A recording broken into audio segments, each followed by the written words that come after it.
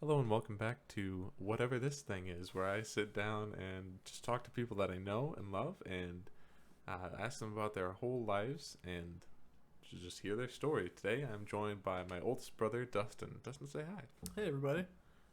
We're just going to take maybe an hour or so and just go over you and what it is to be you as much as we can within that short of a time. So the first question that I ask everybody is, what is the earliest memory that you can recall? Wow, that's an interesting question. Is it okay if I just sit here for an hour and think about it, and then that's the end of the show? No.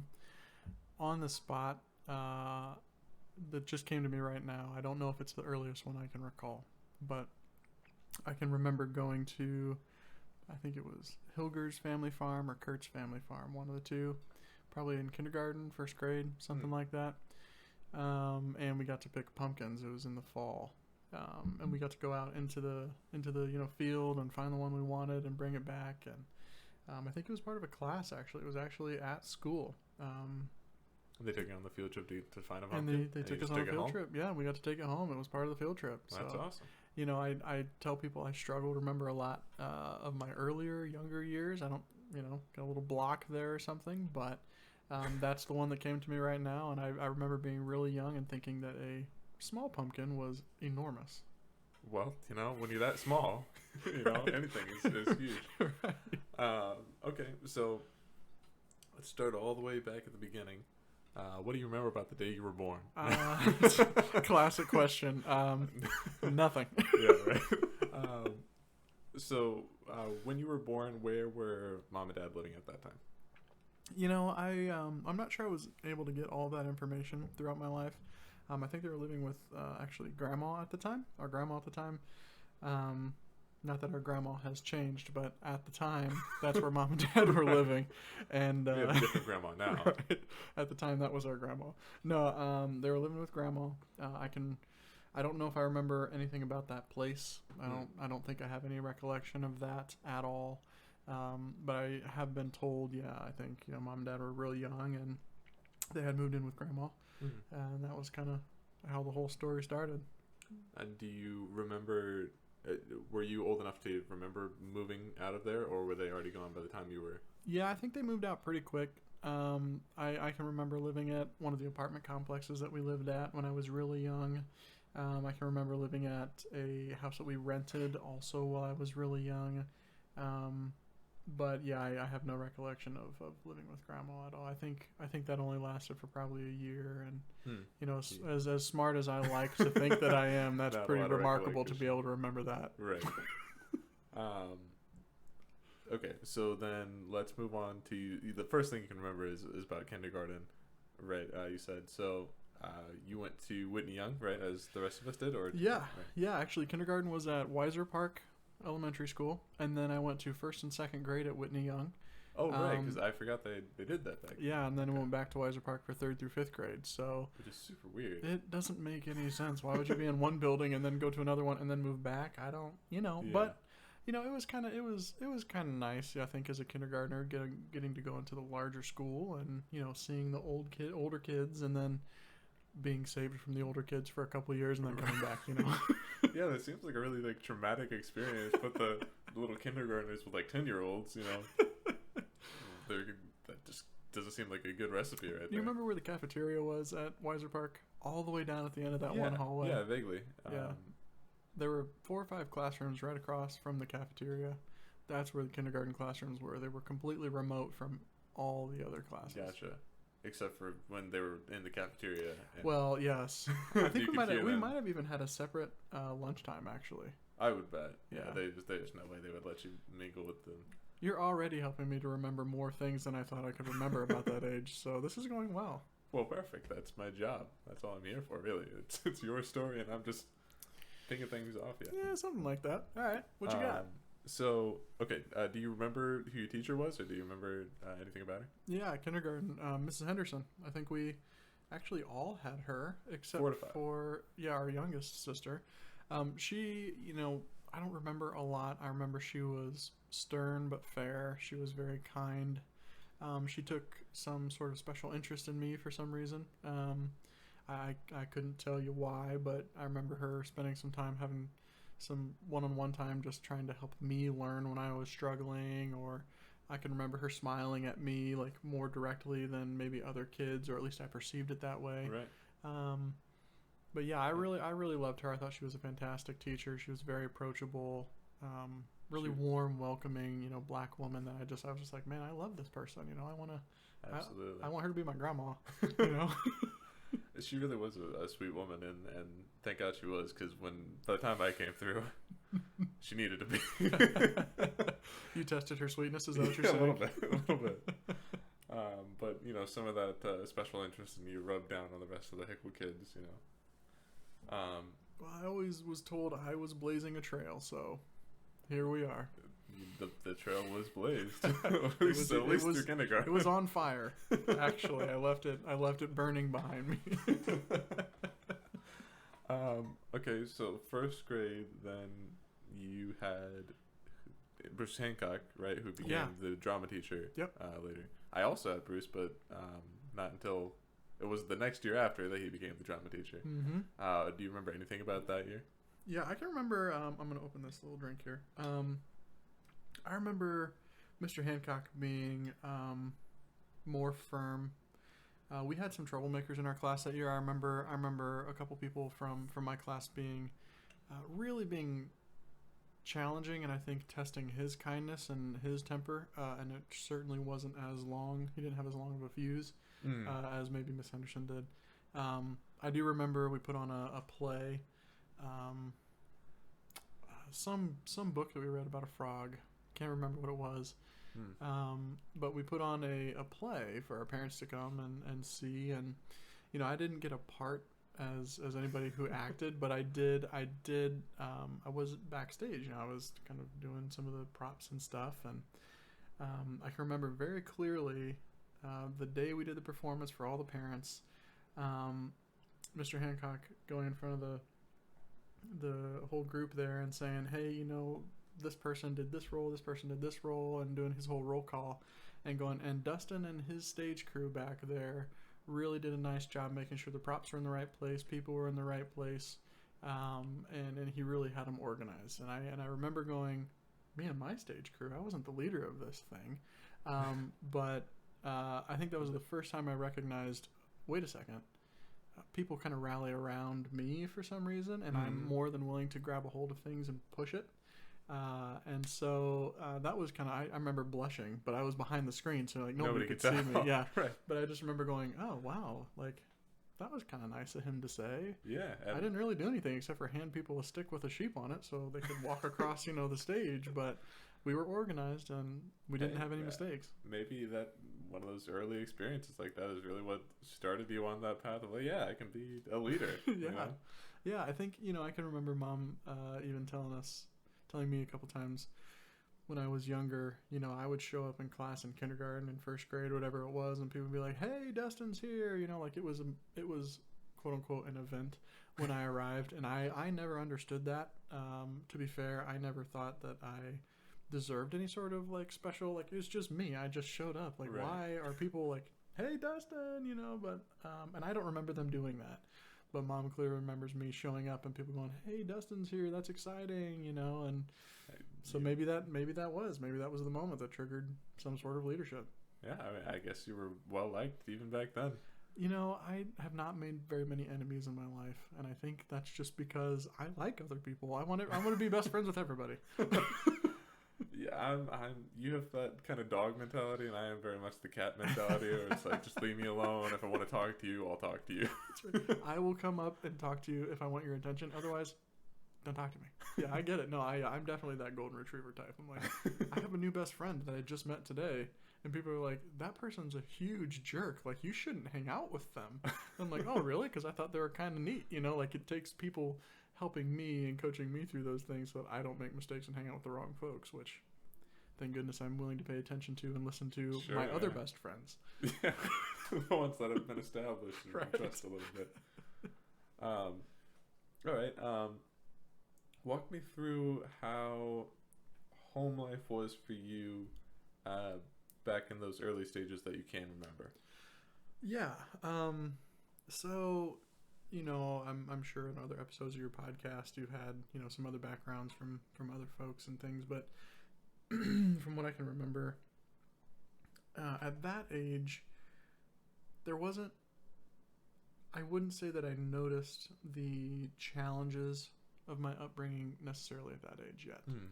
I think the first time that it really hit me that things were difficult, that mom and dad were maybe struggling. Do you want to pause because of the horn? Hold on. Now we're good. Okay. So, I don't think I quite realized, how much we were struggling or how poor necessarily we were until about third grade. Then things started to kind of separate. You're at the age where you're old enough to go, oh, that friend is wearing really cool clothing, and I know for a fact that we went to Goodwill to get this shirt. Right.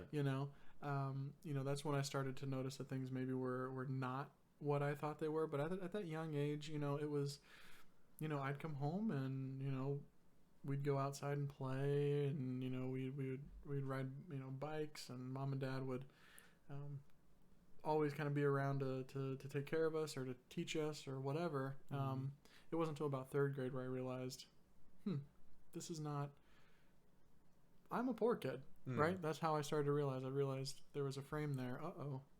There's a difference between me and other people. Right. For me, that experience was a guy pointed out like the lettering or like the design on my shirt was like cracked, like the paint, quote unquote. It looked old.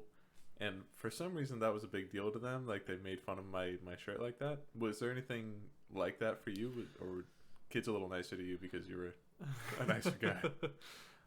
Well, first of all, I'm sad to hear that about you. I don't think I've heard that story from you before.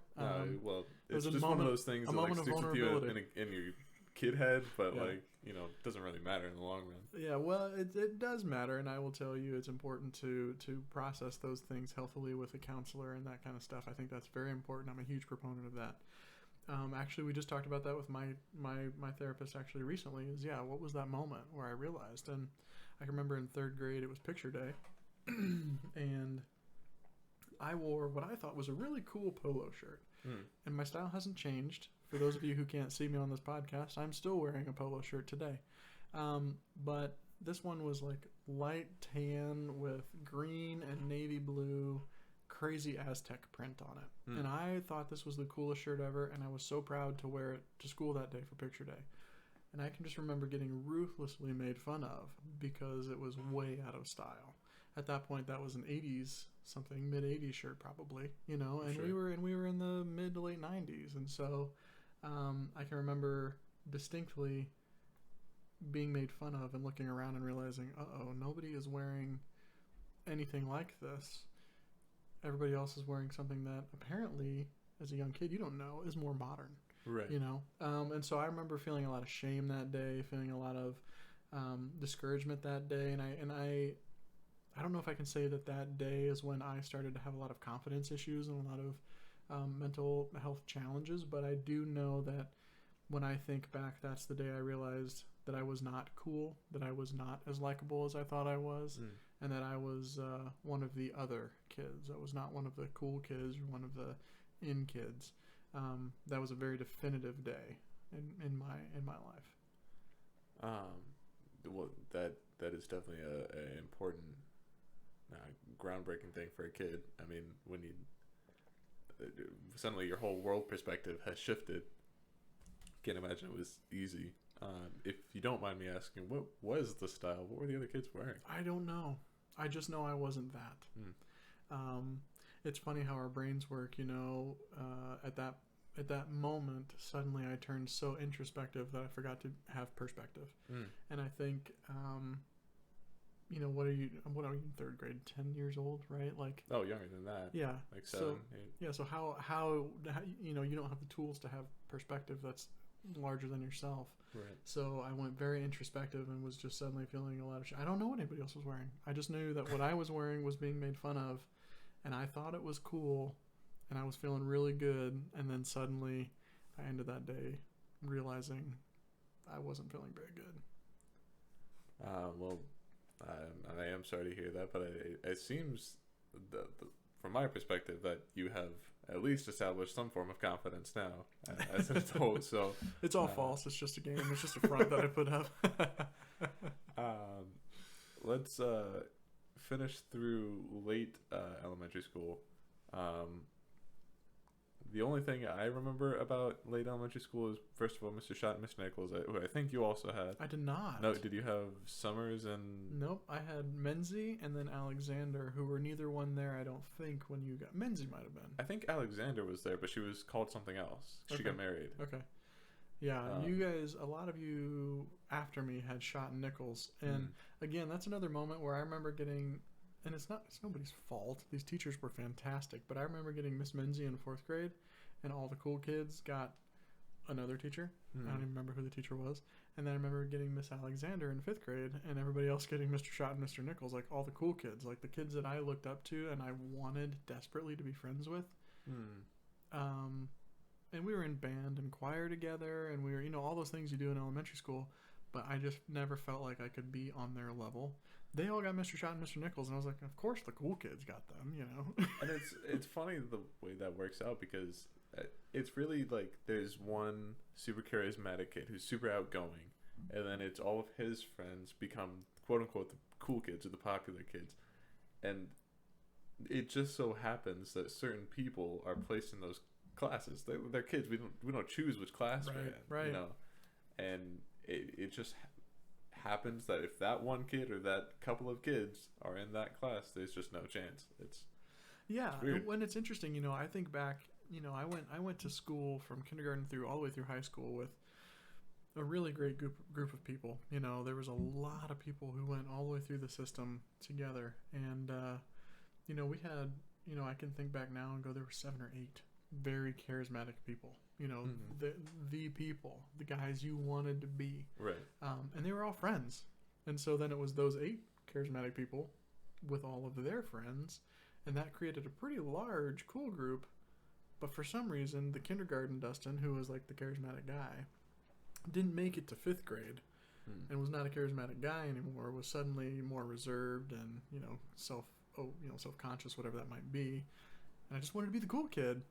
And that continued all the way through middle school. I never became a cool kid, but looking back now, that's probably good, because the cool kids from those days maybe aren't as cool these days. Sure, yeah.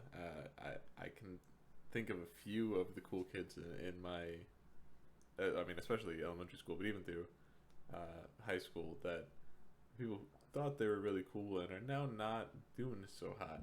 So yeah. Well, and it's it's one of those things. I had a boss at one point who asked me. He was a very direct guy. Still respect and love him. It's hard to work for him just because he's just so direct sometimes. But he just asked me straight up. He goes, "Well, if you're having confidence issues, like, we need to talk about that." And I can remember going, "Yeah, I am, but I'm not sure why." He goes, "Let me ask you a question. Where are all the people that you thought were cool in high school? What are they doing?" And I start thinking back, and I go, well, I got one who's a lawyer. The rest of them? Never heard of no them. clue. Yeah. I don't know if they're bartending. I don't know if they're working, your standard 8 to 5, entry-level jobs. I know a couple of them are still trying to be rock and roll band members, and we're in our early 30s now, so, I heard someone once say, nerds end up ruling the world, so... That's true. I'm okay being a nerd at that point. Bill and Elon and... right. They're all huge nerds. They're doing okay. Yeah. So you touched on the fact that you were in band, and I think you were also in choir in elementary. In elementary, yep. Tell me about how that early involvement in the arts kind of helped shape your further career. Yeah, that's a fantastic question. So yeah, I think we were all really fortunate to have gone through such a complete education. I think the schools that we went to, being magnet schools, created well-rounded individuals. So being involved in music, being involved in art, being involved in language, all of those different things, not only equipped us with unique gifts and an understanding of all of those, specific verticals, it also gave us, I think, empathy for people who maybe speak Spanish natively, or maybe who speak German natively, or maybe who, do love music. That's good. Like, find the thing that you're passionate about and that you love and just connect with it. Right. That's important. And so I think, that early exposure to music, I can remember being in third grade, they had everybody into the lunchroom or something and had a whole bunch of instruments laid out. Mm-hmm. And whatever you could make a sound with, basically that's how you learned, that's how you chose what you were going to play. Right. Yeah. And I remember getting a trombone and making a horrendous sound. Wasn't even close. And the music instructor going, nope. And then handing me a trumpet, and I couldn't get the trumpet to make a sound. Obviously, I could grab a drumstick and hit a drum and make a sound, but that wasn't... You weren't really interested in I wasn't really interested. I mean, it just, it didn't work. I remember going down the line and seeing the saxophone laying on the table and going... I remember verbally going, ooh, I like that one. And it's a pretty instrument. It's beautiful, right? Yeah. So I picked it up. We put the mouthpiece on there. They dipped the reed in some sort of solution that's supposed to sterilize it, because every other person who had come through had used the same mouthpiece and reed. And in the year of coronavirus, would never happen. Absolutely. That's what I was going to say. Things have changed. Right. I remember dipping, getting the reed and the mouthpiece dipped, and they put it on there. And they told me, put your fingers this way and that'll play a note. And I made a really nice tone. And I remember going, yes, I love this one. I love this saxophone. So I played that all the way through high school. And I think, that teaches you a lot of things. It teaches you creativity. It teaches you perseverance. It teaches you to work hard to improve your craft. It teaches you how to improvise. It teaches you how to think differently about the world, because everything's not just black and white. Sometimes those black and white notes on the page actually create a melody or something. It just looks like a black and white, ink on a page, but when you start playing it, it sounds different. It's a different experience. It's almost emotional. Yeah, it's art. And so I think all of those things kind of, came out of the chance to get to play music. Yeah, that is really well said. I'm a sales guy. Did you know that? As a brass player, when you said you made a horrible sound, I already know exactly what that sound was. I can imagine it in my head because I've heard it from all sorts of people who tried to pick up a brass instrument and just couldn't do it. And it's, a third grader, right? Trying to make a sound out of a trombone who has no clue what they're doing. Buzz your lips and go, make that buzzy sound and blow air through at the same time. I couldn't understand the concept. Even me, I can't do the tight buzz things that people always show. I can do the a little looser, but I can't buzz tightly without a mouthpiece around my lips. I can go to a double B flat in range, super high, but I can't do it without a mouthpiece on my mouth. I don't know why that is. Well, it makes some sense, right? It concentrates the buzz. So, we could talk music all day. Oh, absolutely, we could. One other thing I wanted to mention before we move on from elementary school. Well, I guess two more things. First is the 5th grade musical that Weiser Park students did. What was yours, and what do you remember about it? I have zero recollection of that. Really? I have zero. I know that we did one. I know that it was in the new building that was across the little park and parking lot. Mm-hmm.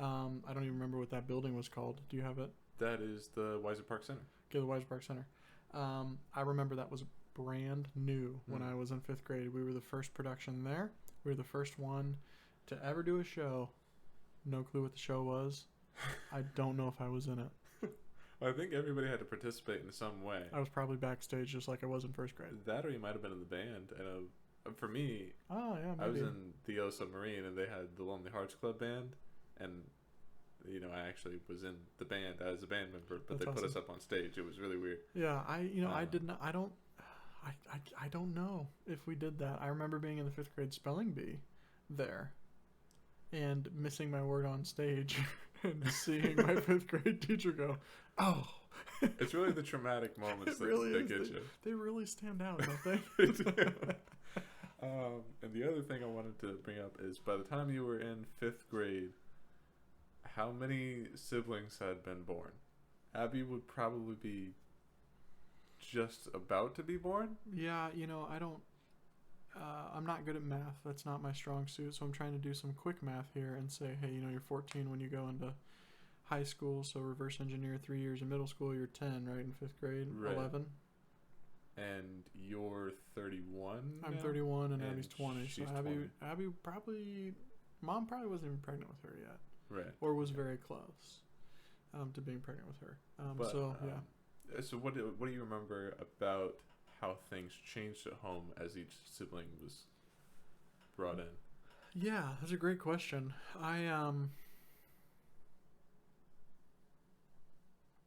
I told you before, a lot of that part of my life is still blocked. I haven't unlocked that yet. There was a lot of, we've talked about this off camera before, but there's a lot of trauma there. There's a lot of pain there. There's a lot of struggles there. I don't know how life changed. I know that tensions grew at the house. I remember,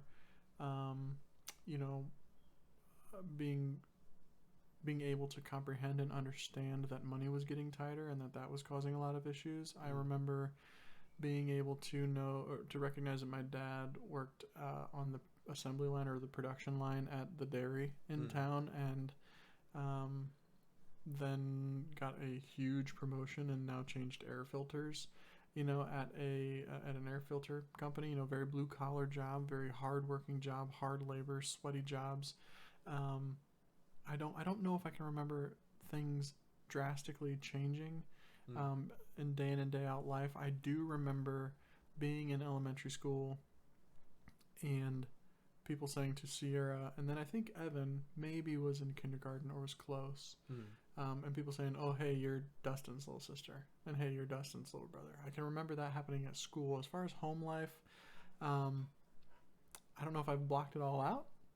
I don't know if I just wasn't perceptive enough as a young child to be able to pick up on memories. I do know that one of the parts of my being that really represents who I am is that I try to be very present in each moment. And so I think sometimes that's really good, but I think sometimes it prevents me from being able to remember, because I'm here with you right now, and that's very important to me. That's the most important thing to me in the world, is this conversation. And then when I leave this conversation, the next conversation is the most important thing to me, because I feel like I can really invest right then and there. And so I think that might be a part of who I am, and that may be why I can't remember a lot of things about when I was younger. Well, that makes sense. Do you remember, did you play with Sierra a lot as kids, or did you just kind of do your separate thing? Or? Yeah, no, we ran around together a fair bit. When we lived over in the house that we rented over on Short Street, we ran around together a lot. I remember running in and out of bedrooms and bathrooms and causing chaos, and a bird flying into the house one time, and my mom panicking, and all three of us diving under a table, because there was a bird in the house, and she thought it was a bat. And so I decided I was going to be the hero, and I got 5 stuffed animals. Yeah, and I got a chair, and I set it up in the living room, and I saw the bird was on the stairs, and so I crawled over to my chair. And when the bird came down the stairs, I thought it was a bat the whole time. So I'm more scared because I thought it was a bat. I saw it come flying down, and I grabbed my favorite little spotted dog stuffed animal, and I threw it, and then I ran for my life. And I dove under that table. So I obviously didn't hit it, but I remember throwing it and going, got it. And I ran and I dove under the table, and then I saw the bird land in a window, and I was like, Mom, I think it's a bird. I don't think it's a bat. I don't think we need to be scared of it. Which even if it is a bat, bats aren't even really that scary. They don't do much to you. Mom was freaked out, so I was freaked out, right? How old are you?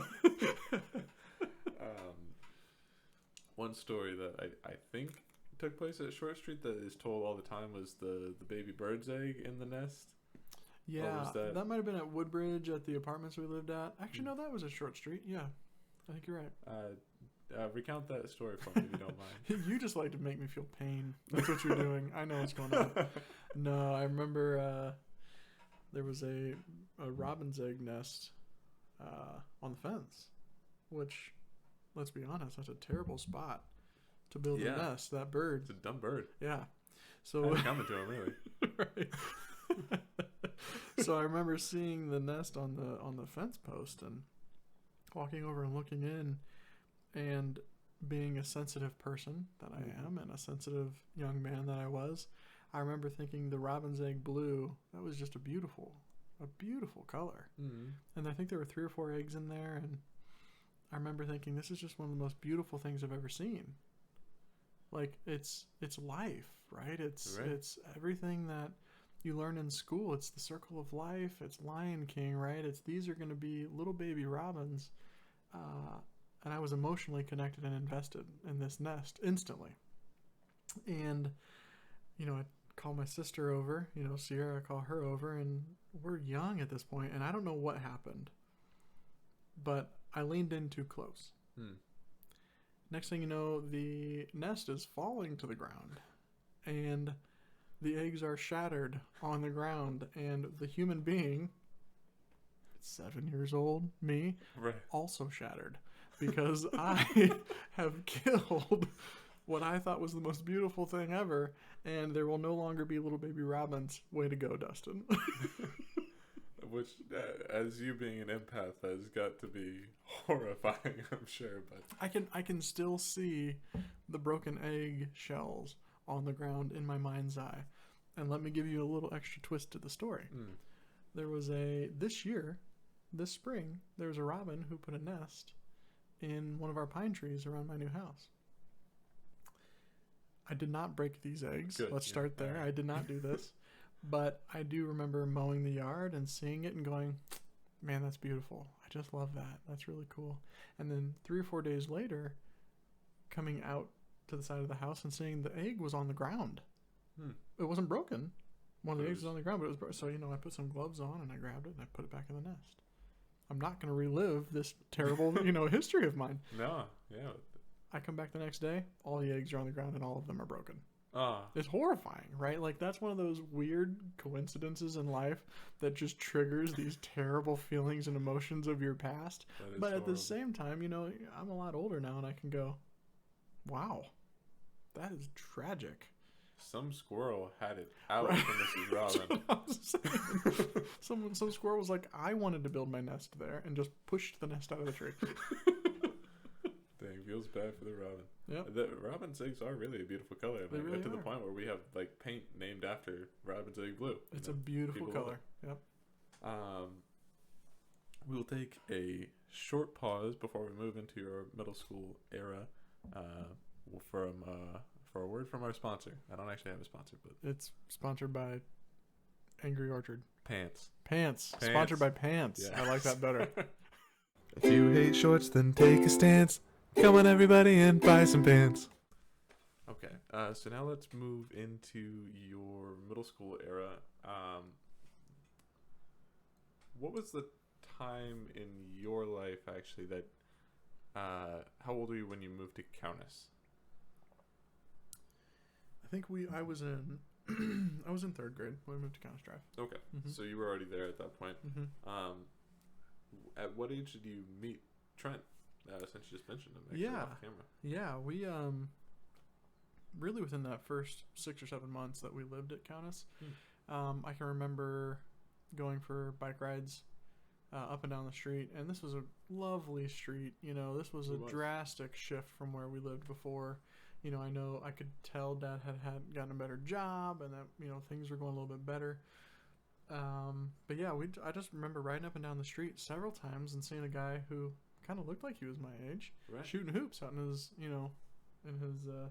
driveway, and I being charismatic as I am, I just stopped by one time and said, "Hey, can I play?" And he was like, "Sure." And we started playing 1-on-1. And I remember that whole first summer, he destroyed me playing basketball. Just absolutely killed me every single summer. Is that what made you Or want the to rest get of the good at summer. basketball? I don't know if it was what made me want to get good at basketball. I do remember the next summer I beat him every time. So something changed, something snapped, something triggered, and I never lost to him basically ever again. But I guess it was probably really when he and I started hanging out in earnest was probably 5th or 6th grade. So that was... This was probably a couple years after we moved in.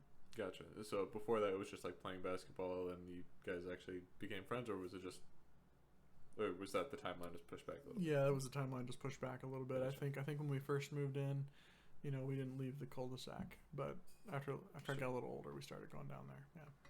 Yeah, I remember I was not allowed to go past the first street down there, but only if there was somebody else outside, which was usually you.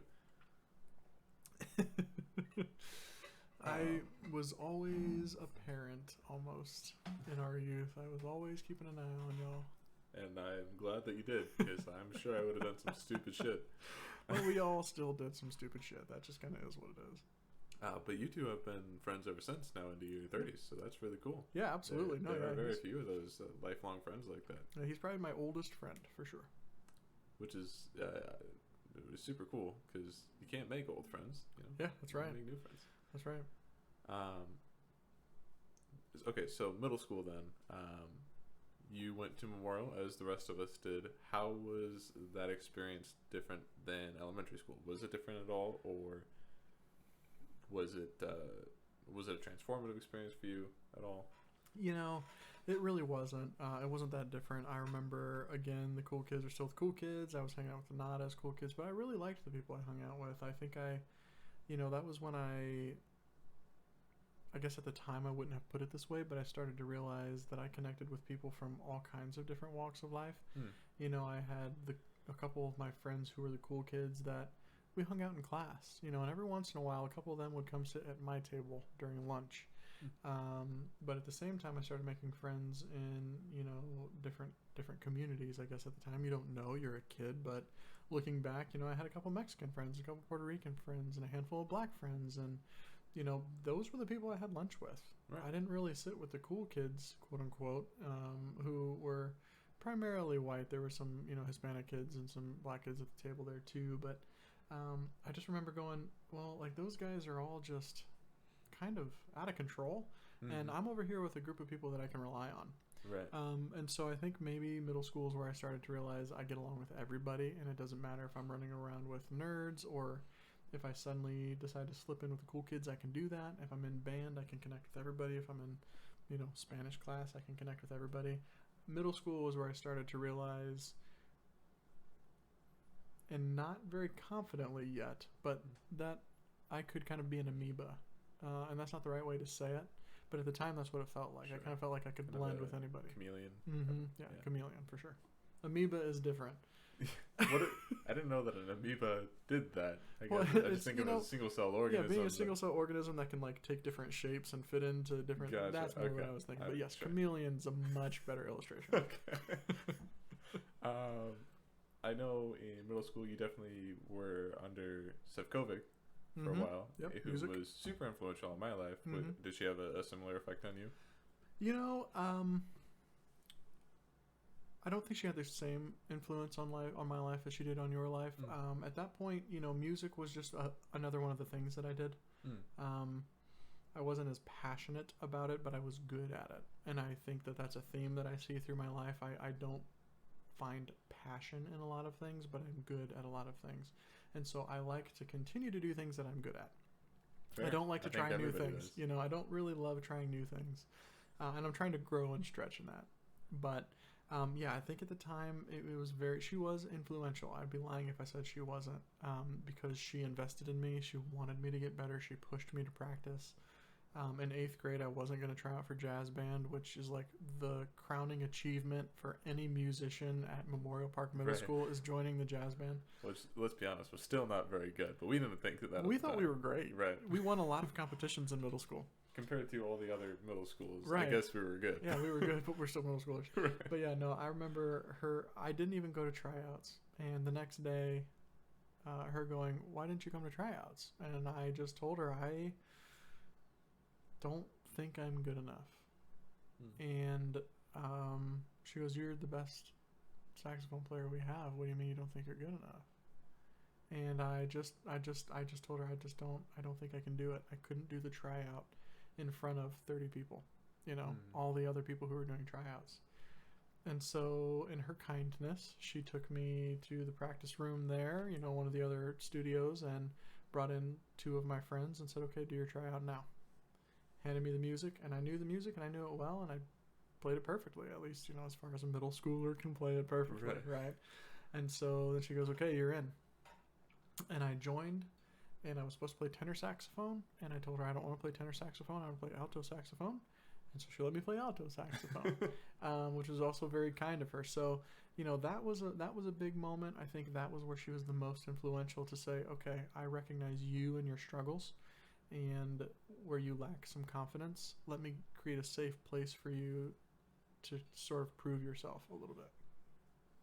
And yeah, I mean, she was great at all that. You also mentioned briefly, both in elementary school and in Memorial Park, Spanish classes, which at Weiser Park, I mean, Spanish classes aren't something that most elementary schools do. Yeah. And Memorial Park, it was an elective, but our parents made us sign up for at least 2 years while we were going.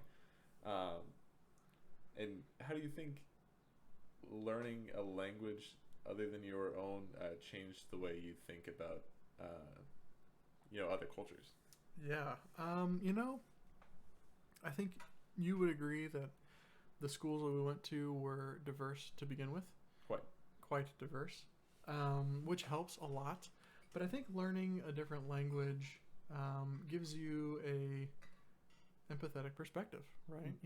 There's not just one word for, whatever the product might be. There's not one word for a glass. Right. There are other words for that people around the world might use for that particular object, and so that was pretty cool. And more than anything, I really liked our Spanish teacher. She really was very engaging. She really shared a lot of passion. She was a little spitfire, Hispanic woman. Who do you have at the time? Do you remember her name? I don't remember her name. I had Miss George, but I don't know if she was. No, I didn't have Miss George. Miss George was teaching history, I think, when I was in school. But but yeah, she was so passionate about sharing what was clearly, in looking back, her culture. She wanted us to understand, and she taught it very authentically and very real, from a very real perspective. And that was very influential. I think, to answer your question, maybe that wasn't the defining thing that helped me understand different cultures, but I think it certainly gives you a certain amount of empathy. And when I hear people from around the world who speak 7 languages, they speak their native tongue, and then they speak English and French and Spanish and Russian, and you name it, they can communicate with people around the world. It's extremely impressive, and I start to feel like maybe I should have tried a little harder. Oh yeah, absolutely. I mean, my language teacher in middle school, the one I just mentioned, Miss George, she could fluently speak 12 languages, and I was like, not only is that cool from being able to just talk to everyone perspective, but also that's got to be really difficult to do, like mentally. Like, I don't have that kind of brain space to hold all those words. Yeah, I think some people are wired that way. My sister-in-law, my wife's brother's wife. That was really hard. No, she speaks Arabic and Spanish and French and Italian. She's one of those. It just, for whatever reason, she gets language. I tease her from time to time when I see her, because she couldn't drive a car from a house to a restaurant without using maps, and even then, that's a huge challenge and task for her. Right. But she is also one of the brightest people I've ever met in my entire life, especially when it comes to language.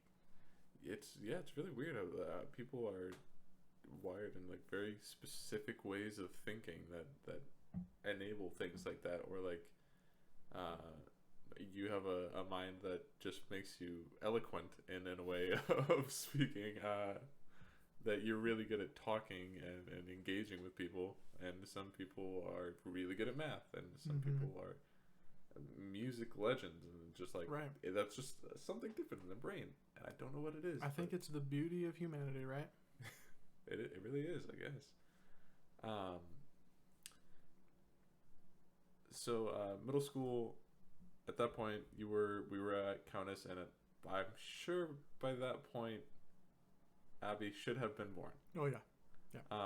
So there's five of us kids plus 2 adults living in that 3-bedroom apartment, or not apartment, a 3-bedroom house. 3-bedroom ranch that was maybe 1,200 square feet. Maybe. Not a whole lot bigger than the house No. I live in as a single person. Right. Interesting perspective.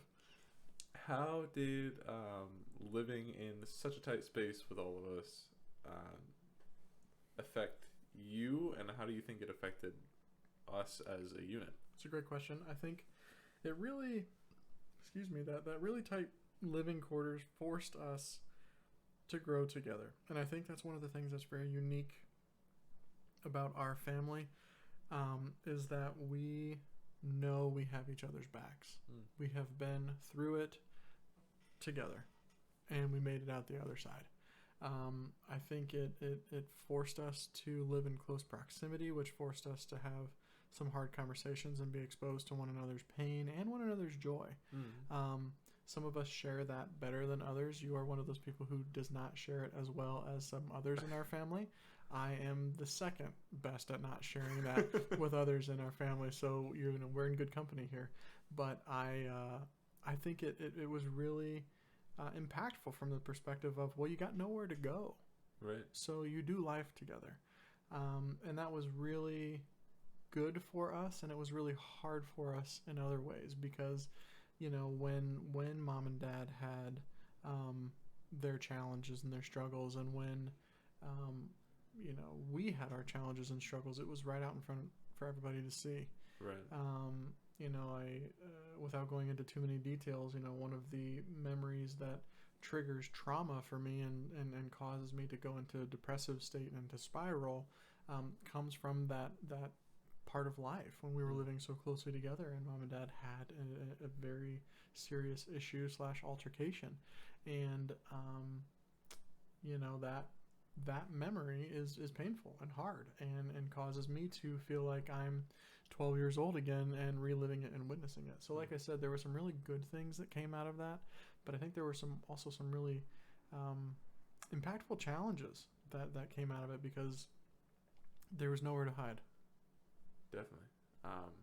Yeah, I mean, I can remember times when I'd get pissed at Evan or something, and we'd have a fight, and mom and dad would say, go to your room. We shared a room. Right. So and I was also in the room, so right. So we'd go back to our beds, him on the top, me on the bottom, just trying not to look or talk into each other. Go to your room, but we're both gonna be there. Do you know that? Absolutely. No, I think it was interesting. I remember sharing a room with just Evan, the smallest of the bedrooms. He and I had bunk beds. And then at some point, the shift happened where then the boys lived in one room and the girls lived in the other room. Mm-hmm. And the three of us were in what was the quote-unquote big room. It was not big. Not big, no. Yeah, it had a twin mattress for me. And about the size of this room, really. Yeah, actually looking around, yeah. And then, bunk beds for you guys.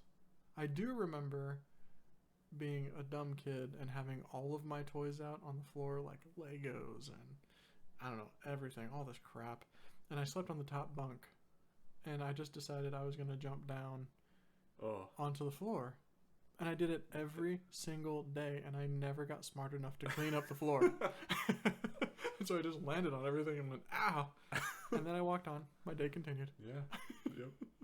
I can distinctly remember how the room looked. In fact, one of the lamps that was in the corner of the room was the lamp that went with me to mom and dad's, which I used up until like 2 years ago. It's really weird that I remember that specifically, but I can remember like how each of our comforters looked. Yeah. Like, I think Evan had I don't know if one of them was navy with brown on the bottom. That was one of those navy with blue design on the bottom, and one was navy with green design on the bottom. Yeah, I think Evan's was the green one, and yours was the designed one, I think. Right. But we can remember it, right? That's a weird detail that, especially at your age, being younger than I was at the time, this was home, right? This represented a safe place. This represented something that was important to remember, and it connected with your brain. I think that's awesome. Let's move back into your school life, I guess. Sure. For now, or your I'm outer gonna have to stop talking for so long with every single answer. Otherwise, we're gonna be here for 2 hours. I mean, I'm not doing anything else. So as you peek through, 8th grade, that's where most kids have started or have gone through puberty at that point, which I imagine for you meant interest in girls pretty shortly after. Yeah, right. Did you usually how that works? Right. Did you date anyone in middle school, or did you didn't. quote unquote date? Yeah, quote unquote. No, I did not. Puberty happened for me between 8th grade and freshman year in high school. Actually, no. You know what? That's not even true. The bulk of my physical and emotional and mental change happened between freshman year and sophomore year in high school. So I remember getting cut from the basketball team in 8th grade because I was too short and fat and slow, and everybody else had shot up, and I didn't. So I didn't make the basketball team, which was devastating, but at the same time I was like, that's kind of your guys' loss. Like, I'm the only 3-point shooter you had on this team. Right. You're the point guard. I was a small forward actually at the time, yeah. And they had a horrible season my 8th grade year, and I remember going, you guys can't spread the floor because you got no one who can shoot the ball, so that's on you. And that was my first spark of that confidence that starts to come as you get older. And then freshman year, I was still pretty short and pretty chubby. I'm a little chubby now, actually, kind of like I was back in the day. But I remember between freshman year and sophomore year, I can see my 2 high school ID photos clearly in my head. And between freshman year, I went from 5'9", I think, and pretty chubby, to when I showed up sophomore year.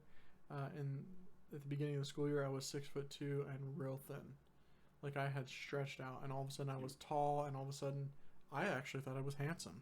Yeah, one ID is a kid, and the other one's a young man. Yeah, exactly. Okay. Yeah, and so that's kind of how that whole thing went. But no, I didn't date in middle school.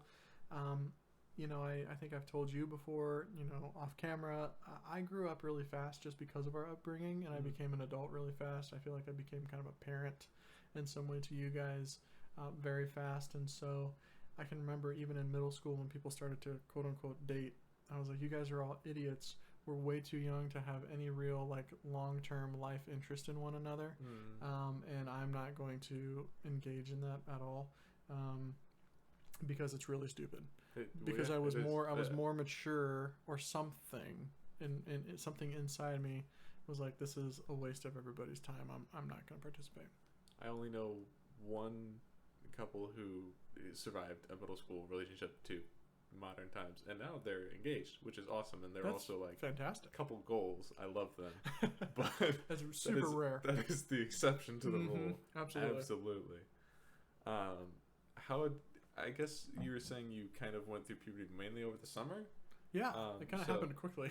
Which is awesome, because for everyone who doesn't, that really fucks you up in school when you're getting all the voice cracks and everything is changing and people are making fun of you.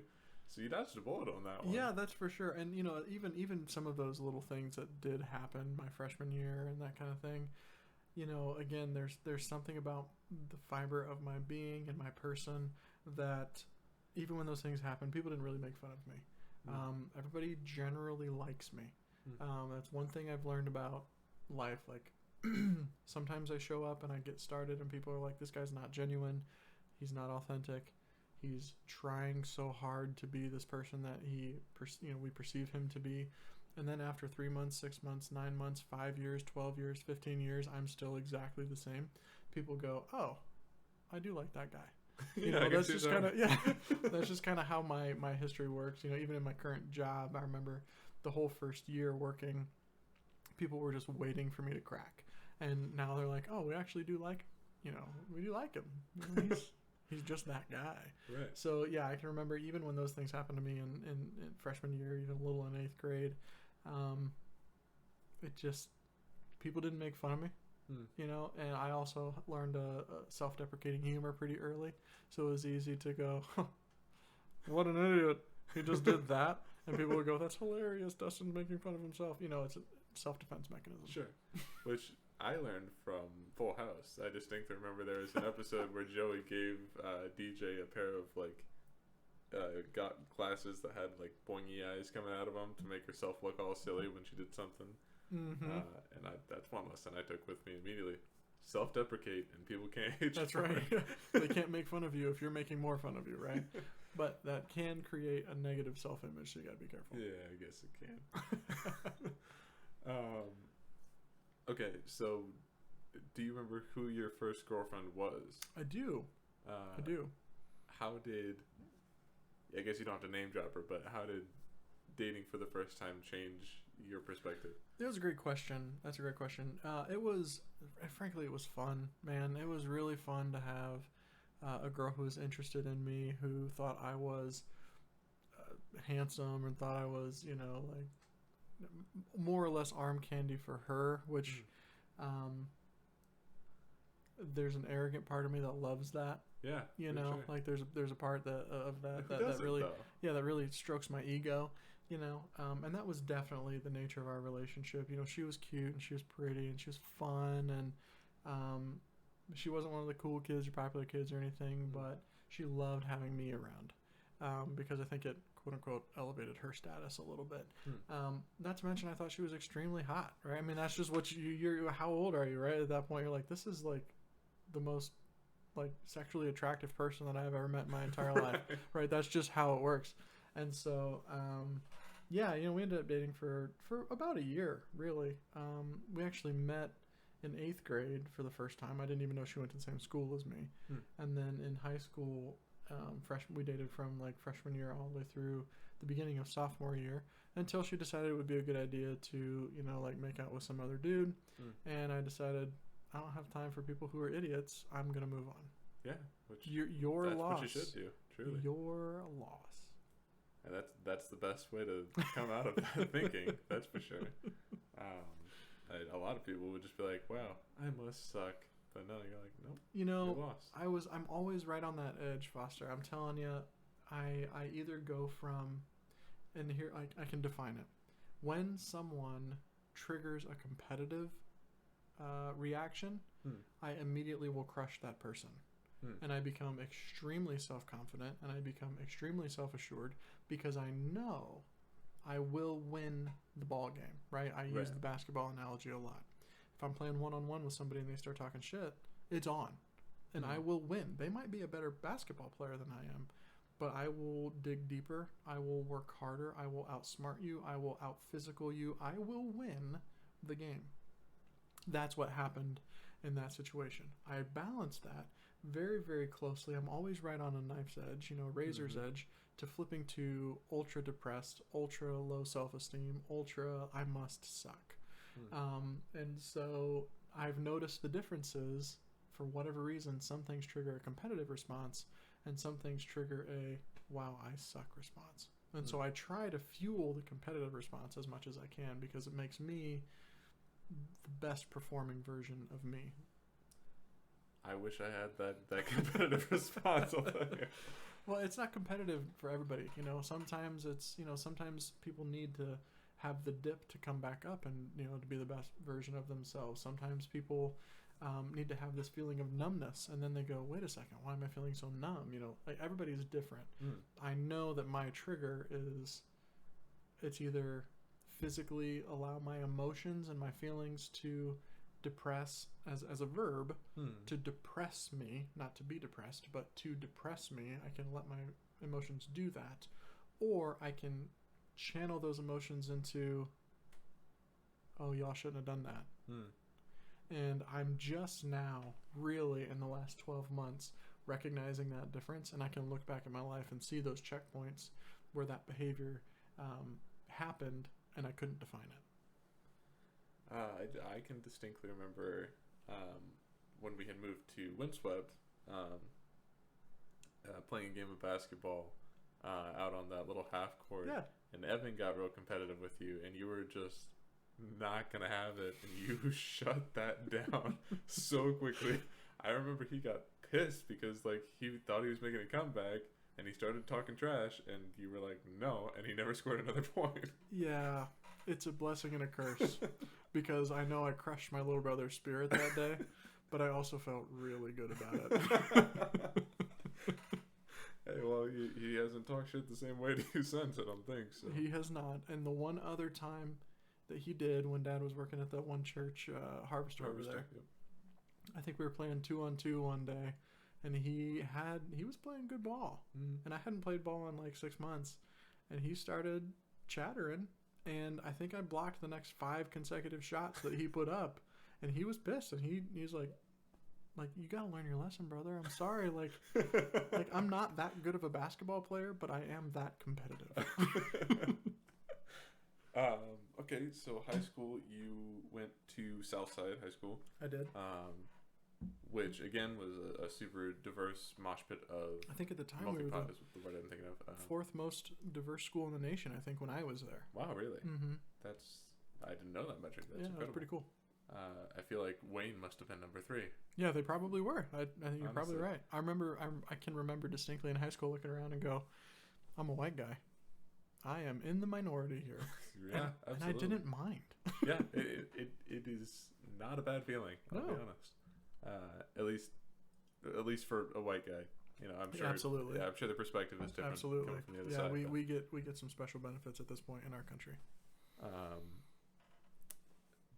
But tell me a little bit about your high school experience. That's probably a time where you can remember a little bit more. Mm-hmm.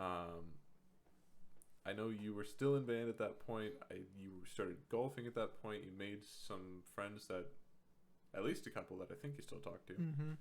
Just give me a little rundown about how that all went. Yeah, totally. So when I didn't make the cut on the basketball team in 8th grade, I took up golf, which was hilarious. You know, being a 12-year-old kid trying to swing a golf club, but the golf club's actually swinging you. Right. I remember getting to high school and trying out for the basketball team, not making it, and realizing there was kind of an unwritten rule that white guys didn't make the basketball team at Southside High School. And, you know, frankly, it made sense. It was a very fast-paced offense. It was a very athletic, high-flying, lots of ridiculous athletes who could dunk the basketball. Like, you know, you get that 5'10" chubby white kid who shows up on the floor. He doesn't fit because he can't run the fast break, right? That was me. I never made it, so I was never gonna make it. I tried out all 4 years, just because I thought it was fun. And I got my name asked several times, like, "Oh, this kid might be able to play." Never made the team, but by that point, I had invested a lot of energy and effort into golf. I had spent hours and hours and hours at the driving range on the putting green practicing chipping. Because I realized this was something that I was naturally good at. I remember vividly the very first time I swung a golf club was at a little par 3 course with Dad. I don't know why we went, in 8th grade. And I hit Was that at Lakeside? At Lakeside, yeah. I hit a 4-iron from 135 yards. I had never chosen a club. I had no clue about distance control, but I just decided I'm going to hit this 4-iron that Grandma had got for me from a garage sale. And my very first swing in my career, the ball was in the air. It flew all the way to the green and was on the fringe of the green. And from that first swing, I was hooked. And so I just went insane. I hit as many golf balls as I could. I practiced putting, I chipped, I practiced flop shots and pitch shots. And I can remember days in the summer at the Lifetime Sports Academy, getting there early before everybody else and getting a free bucket of balls, hitting 70 balls, and then going to the lessons and hitting all of my shots during the lessons, and then going and playing 9 holes on the par 3 course, and then hitting another 50 or 70 balls on the driving range after that to get better. So my high school... You did. Yeah, I did. My high school identity was very much intertwined with golf. But it was also intertwined with, like you said, that friend group that really solidified my freshman year. At the time it was the girl I was dating. Logan, a friend of mine, and Will and Morgan and a whole bunch of other different guys. We were all kind of the misfits. We never fit into the cool group. We didn't fit into the nerdy group. We didn't fit into the music group necessarily. We weren't maybe the best academics. Like as a group, we were kind of just all over the place. Mm-hmm. And like I said before, I fit into all those other groups. I had friends in all those other groups, but the Sure. people that I trusted day in and day out was this kind of ragtag group of us that, just for some reason, were just good people, got along, and liked one another. For some reason, all found one another. Yeah, and it was fantastic. We did life together and, struggled through classes together, although, to be fair, high school was a breeze for me. Same. I don't remember ever having homework because I did it either in class and ignored the teacher, or I did it before class. In like 5 minutes, I finished the worksheet, because it wasn't hard. But yeah, I was in band still. I was in jazz band. We had band practice at 7 a.m. every morning before school. And then after school, I would go to golf practice. And then after golf practice, I'd usually go work at the country club. So, I was surrounded by golf. I was surrounded by friends. And as much as I look back and I often say that I didn't love high school because I hadn't quite figured out who I was yet. Sure. And a lot of kids, I think, by that time I felt like had.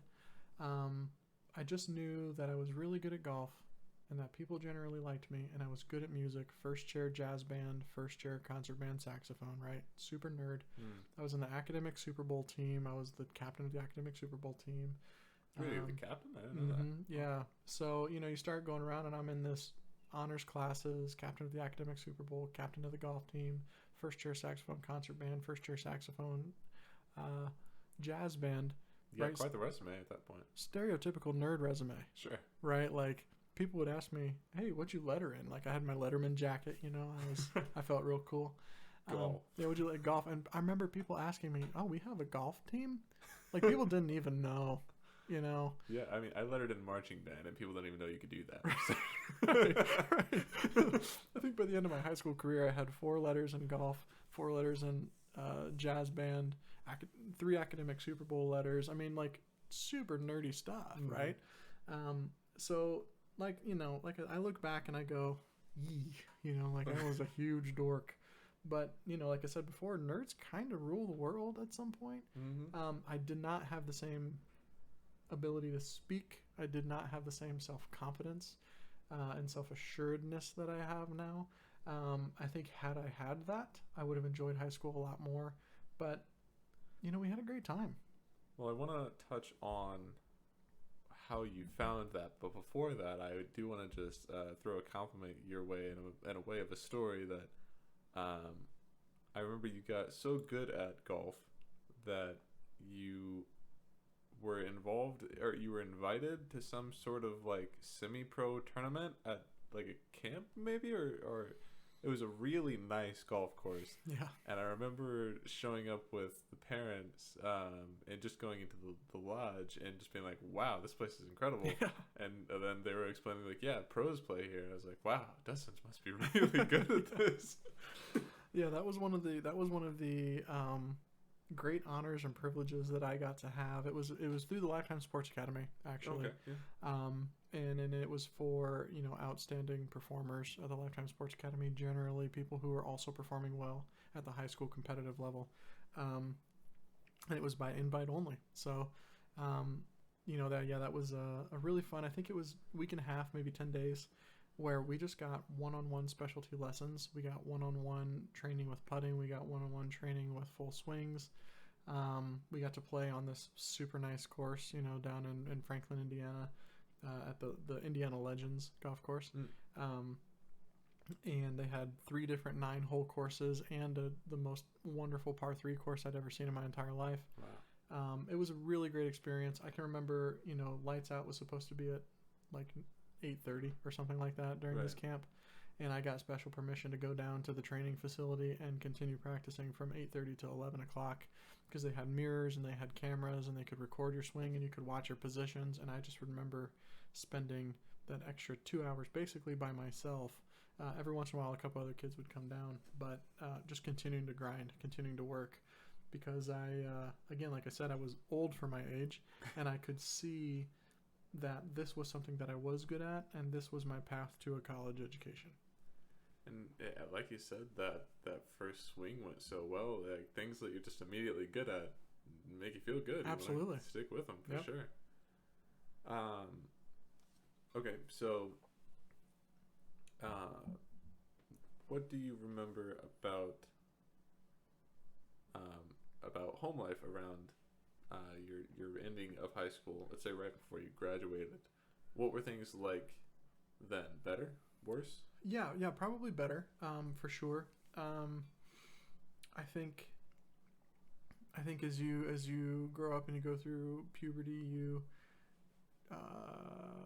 gain false confidence for a little while there, and then you gain real confidence. And when I had my false confidence moments, I definitely got into my share of challenges and altercations with our parents, and have some things that I regret, including getting into some physical altercations with both of them. But generally, I think things were getting a little bit better. I would argue that things were getting better because I was more self-sufficient.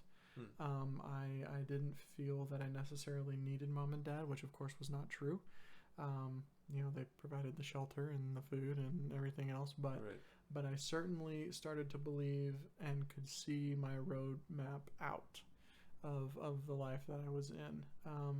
And that was because dad was dealing with some of his own personal challenges and struggles and things, and mom was at times verbally and physically abusive, and that was just because of her own upbringing. That's no slight on her. That was just because of her life and her doing the best that she could do for us. And so I can remember even at the time feeling an intense amount of expectation. I would say that overall home life was better, but the expectation that was placed on me was much worse, and I could feel the weight of it. I had to get perfect grades. I had to do well on the golf course. I had to be a great example. I had to have a job at 14 and a half or 15, whatever, as soon as you can have a job. I had to always be practicing, improving, getting better, because my responsibility to our family was graduating high school and then going on to college to get a degree, so that you guys, my siblings, knew what the expectation was. And so I remember carrying that very heavily, and always resenting it a little bit, but I also knew that I didn't have a choice. So while home life maybe was a little bit better, it was worse in some other ways, because I didn't want to be at home. I wanted to be at the driving range. I wanted to be on the golf course. I wanted to be hanging out with my friends. I wanted to be at jazz band practice in the morning. I wanted to be at academic Super Bowl after school, because it limited the amount of time that I was at the house feeling those expectations that were placed on me. And instead, I was acting on and achieving those expectations that were placed on me. And I still struggle with that today. I can't go out and play 9 holes of golf without feeling like I suck if I don't shoot a perfect, have a perfect round, because I built up a lot of my identity and success and achievement that I still feel in my person through the game of golf. That is where I achieved and I excelled. I achieve and excel at work, just like I achieve and excel in class. Right. So while maybe home life was getting a little bit better, by the time I was 16, junior in high school or whatever, I was waking up in the morning, going to jazz band at 7 a.m., going to school throughout the day, going to golf practice after that, immediately leaving golf practice, going to the country club and working in the bag room or as a caddy until 8 or 9 or 10 at night, coming home, going to sleep, getting up and doing it all again the next day, because I couldn't stand the conversations about expectation and pressure that were put on me. So I found anything I could do to keep me away from that, while also still feeling like I was achieving it, because I was, quote unquote, blazing a trail. And while it's definitely not fair to put any of that type of pressure on a kid that age, I know that you felt it from a very young age, but even with that being said, the stuff that you did accomplish was quite amazing. So kudos for that. For a little poor kid from Fort Wayne, Indiana, it's not too bad. Yeah. I think you did pretty good for yourself. Tell me about your first job. My first job, I worked as a caddy at Orchard Ridge Country Club. I remember in 8th grade showing up to caddy training and carrying the heaviest bag I have ever seen in my entire life for 9 holes, learning how to rake sand bunkers, learning how to replace divots, learning how to fix greenside divots. That was fantastic, or ball marks on the green. And then almost immediately after, that was the summer between 8th grade and 9th grade. And then in 9th grade, I got a job at Pizza Hut. Started in the dish room, like everybody who starts at Pizza Hut. Everybody needs to work at food service at some point in their life. It helps. It makes you appreciate. Yeah, it makes you appreciate the work that those people do day in and day out, so that you can have a lovely experience having your food served to you. Right. So that you don't end up, asking for the manager and complaining about every little thing. Right. I can't remember at Pizza Hut. I went from dish room to head make, which you have to work from dish room to then just doing sauce and cheese and all these. Head make was like the top position in the kitchen, except for the guy who got the pizza out of the oven and cut it and put it in a box. I remember making that transition from dish room to head make in about 6 months, and they said that was the fastest anyone had ever done it. I don't know if they were just being nice or if that was real. And I do remember, makes you feel good. And then I do remember every single night that I worked at Pizza Hut, even if I was the first one in, I was the last one cut. I was the last one to go home. I closed every single night because I could end to end a pizza order come in. I could roll the dough. I could do the sauce and cheese. I could do all the toppings from memory. I could get it in the oven. I could cut it. I could get it in a box. I could get it out the door. And I could go back and I could help with dish. And I could stock the fridge. And so my managers never wanted me to go home because everybody else had one job and they did one job. Well, sure, and I was able to do the entire suite. Kids $7.45 an hour to do everything. Yeah. Why not? Yeah. So I enjoyed that. I remember it was so funny. The whole system was starting to become digitized. When I started, it was written on a piece of paper. Mm-hmm. The order was written on a piece of paper, and when you were done, you took the piece of paper to the next station and put it on their little magnet strip. And by the time I left a couple years later, it was all digital. But I remember taking a phone call, punching in the order on the screen, sending the order over to the crust section, going over to the crust section, getting the right one out of the fridge, or rolling a thin crust or whatever, or stuffing the crust, putting it up on the little slider that rolled it over to the topping section, walking around the counter, going over to the topping section, putting the sauce and cheese on it, sliding it down to the topping section, walking over to the topping section, putting it all in, and then putting it in the oven. Doing all of it. But I still followed the process. You could have skipped like 3 or 4 steps. I could have. I don't know why I did it that way. One thing that I also remember was a couple of times you were made to be slicey. Oh my word. That was horrible. That was horrible. Slicey, for those of you who don't know who Slicey is, it is literally a slice of pizza as an animated character costume. And it is shameful to put a young person out there on the roadside wearing a pizza slice. Should be illegal, honestly. It might be today. That's got to be some sort of, against some sort of code. Although I do remember one time not being slicey, but instead they had one of those signs that goes over your front and your back. It's just like suspenders, but it has a sign on it. Sandwich board? Yeah. Yep. I remember standing out there because we were selling $5 large one-topping pizzas at the time. And this girl I knew from high school that had never noticed me before in my life, but she was really hot, driving by and going, "Hey, Dustin," and waving at me, and I felt so much shame at the moment. But then they came into the parking lot, and she got out and talked to me and was like really nice and encouraging, and like I felt so like ashamed that I was wearing a sandwich board, but also maybe it worked out for me because this person came to talk. She never talked to me again. That was the last time. Damn. I know. I think she just felt bad.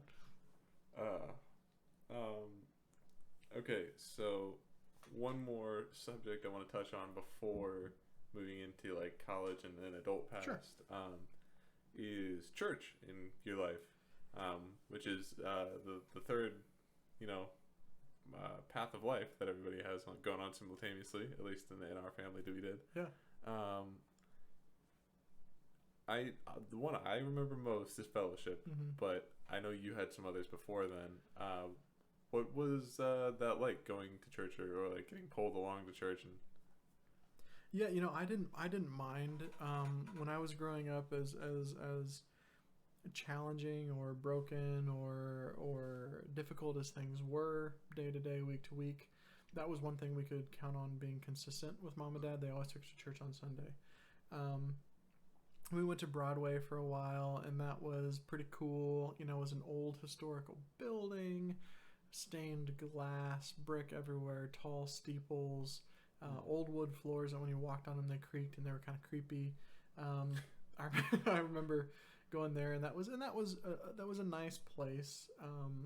I remember the youth group a little bit there and memorizing verses and things, Bible verses and things. Sure. And then I remember we went to Church of the Good Shepherd for a while out in Leo, Cedarville, small tiny town outside of Fort Wayne here. And that was pretty cool. They had a basketball court. The church was. We went to church on a basketball court. It was a multi-purpose center. That was pretty cool. I remember taking candy from some pastor's office probably. I remember they had a candy bowl, and I remember anytime Dad or Mom or I were wherever we were there for like a family youth gathering event, I'd go up there and I'd grab some Snickers bars. And I remember distinctly one time the candy bowl was no longer there, and I think it's because I ate too many Snickers bars and they noticed that they were disappearing so quickly. But no, it was a great church. It was the first church that I went to that felt like a more modern church, kind of production oriented. The worship on Sunday mornings was lights and loud music and all those things that church is known for these days. And then we went to fellowship. I can remember we went to fellowship, started going there in about 5th grade for me, and that was great. I started making some really good friends at church. I remember we went to church the very first Sunday we were there. We had our Sunday school lesson, and then for like the last 20 minutes we just hung out and played. Yeah. And it was awesome. I made friends. We played ping pong where like 20 people lined up around the table, and one person served and then threw the paddle down, and the next person had to run in and grab the paddle and hit the return shot and drop the paddle, and the whole group of 20 moved around the table in a clockwise fashion, and so each person hits one shot and then has to keep running and running and running, and it comes down to the last two. Right. Last man standing wins. That was so much fun, and I remember coming home at the end of that, and Mom and Dad going, "Hey, what'd you guys think of church?" And I just remember going, "This is the best place. Like, we have to go here."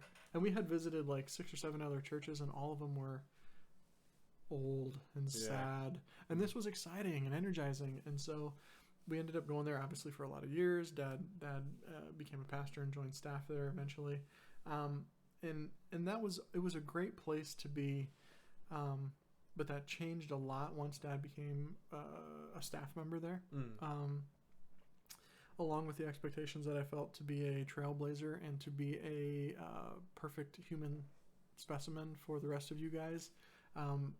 Now added to that was, well, now we got to be a perfect church family. Right. And that was tough, especially, when you are going through puberty and you're in high school and you're supposed to show up at youth group, but you don't want to because your friends are getting together, or you want to be at the golf course and just practice. And people are like, "Why didn't you show up at youth group?" And I'm like, "'Cause I didn't want to," that was tough. But the part that was the toughest was, and it still is to this day, a part of who we are, and I think that we all have to work through, is no matter how hard things were, when we showed up at church on Sunday, you had to have your church smile on. Everything had to be all right. Your family had to look like they were composed, healthy, respectable, happy unit. And that's one thing that I struggle with about churches in general to this day. There's a couple pastors that I follow, and even at my church that I go to now, it's like, you can be having the worst day ever. Just show up. And when you see your friends, they're like, "Hey, how's it going today?" The answer doesn't have to be fine with a smile. The answer can be, "I'm having the worst week of my life, and I need you to pray for me, and I need you to know what's going on because you can be by my side." That's what church should be for. Yes, absolutely. And that's why I go to City Church now here in Fort Wayne. So shout out. There you go. Check them out. It's great. They got their sermons and stuff online, and Pastor Chris Evans is fantastic. And then of course the worship is fantastic.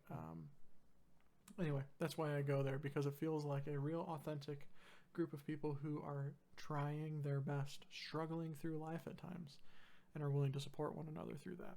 So to come back to your question, yeah, church was a huge part of our upbringing. It was a radical paradigm shift in my life, going from we were poor and broken and struggling, and mom and dad did not get along at all, and it was tough, and I was working through all of these challenges that I was feeling emotionally and even spiritually, to all of a sudden we had to have it all together. And I knew we didn't have it all together. And so part of me felt like we were just kind of fibbing all the time. Right. But truth be told, that was when I look back at that moment when Dad became a pastor at Fellowship. I see completion in Mom and Dad's story. I see two people who were young, who were abused physically, sexually, verbally, just were poor, and were really, really just in a terrible position in life, who got pregnant with me at 18 before they were married and decided, we're going to make a change. Our family's not going to continue the cycle of poverty. And that was the moment where I saw it finish. I remember seeing Dad change. I remember seeing Dad grow. I remember seeing Dad become Dad. He went from the guy we know now. He went from being, a hardworking, sweating, tired, exhausted, blue collar worker to who was angry, who just had so much anger. Same with Mom, even I think during that season, so much anger, to going, God has got your attention, and He has changed your life, and He has made you new, and He is willing to show you the amount of love and grace that He has for you tangibly in this moment. And so when I look back at their lives and at my life, there are things that I'm angry about. There are things that I struggle with. But more than anything, I just admire how hard Mom and Dad had to work to cut some family members off, to make hard decisions, to put what I feel like is unnecessary pressure on me, to work third shift jobs, second shift jobs, 3 jobs, day in and day out, just to make sure ends met. I look back and I go, that was the time where things changed, where they achieved what they knew they needed to achieve in life, and give us, as their kids, a chance to not be those quote-unquote poor kids who were just going to continue the cycle of poverty. So that definitely happened through the church for our family. Yeah, absolutely. Very well said. Once again, you're a great speaker. 2 more things within this vein, we'll take another quick break. Do you remember when you first accepted Christ, and also your baptism story? Yeah, Easter of 2000 and I think it was 11. No, it wasn't 11. That was 2007. I remember Pastor Dave DeSalm was preaching a sermon on crossing the bridge. And that's a very, at this point, at the time it was kind of radical, but at the time, but now it's pretty common. Your sin has created a chasm between where you are and Christ, and connecting intimately with God. And that chasm has been bridged through Jesus's perfect life and sacrifice for us. And so that was the sermon that day, and I remember they had built a physical bridge on the stage crossing a chasm. And after the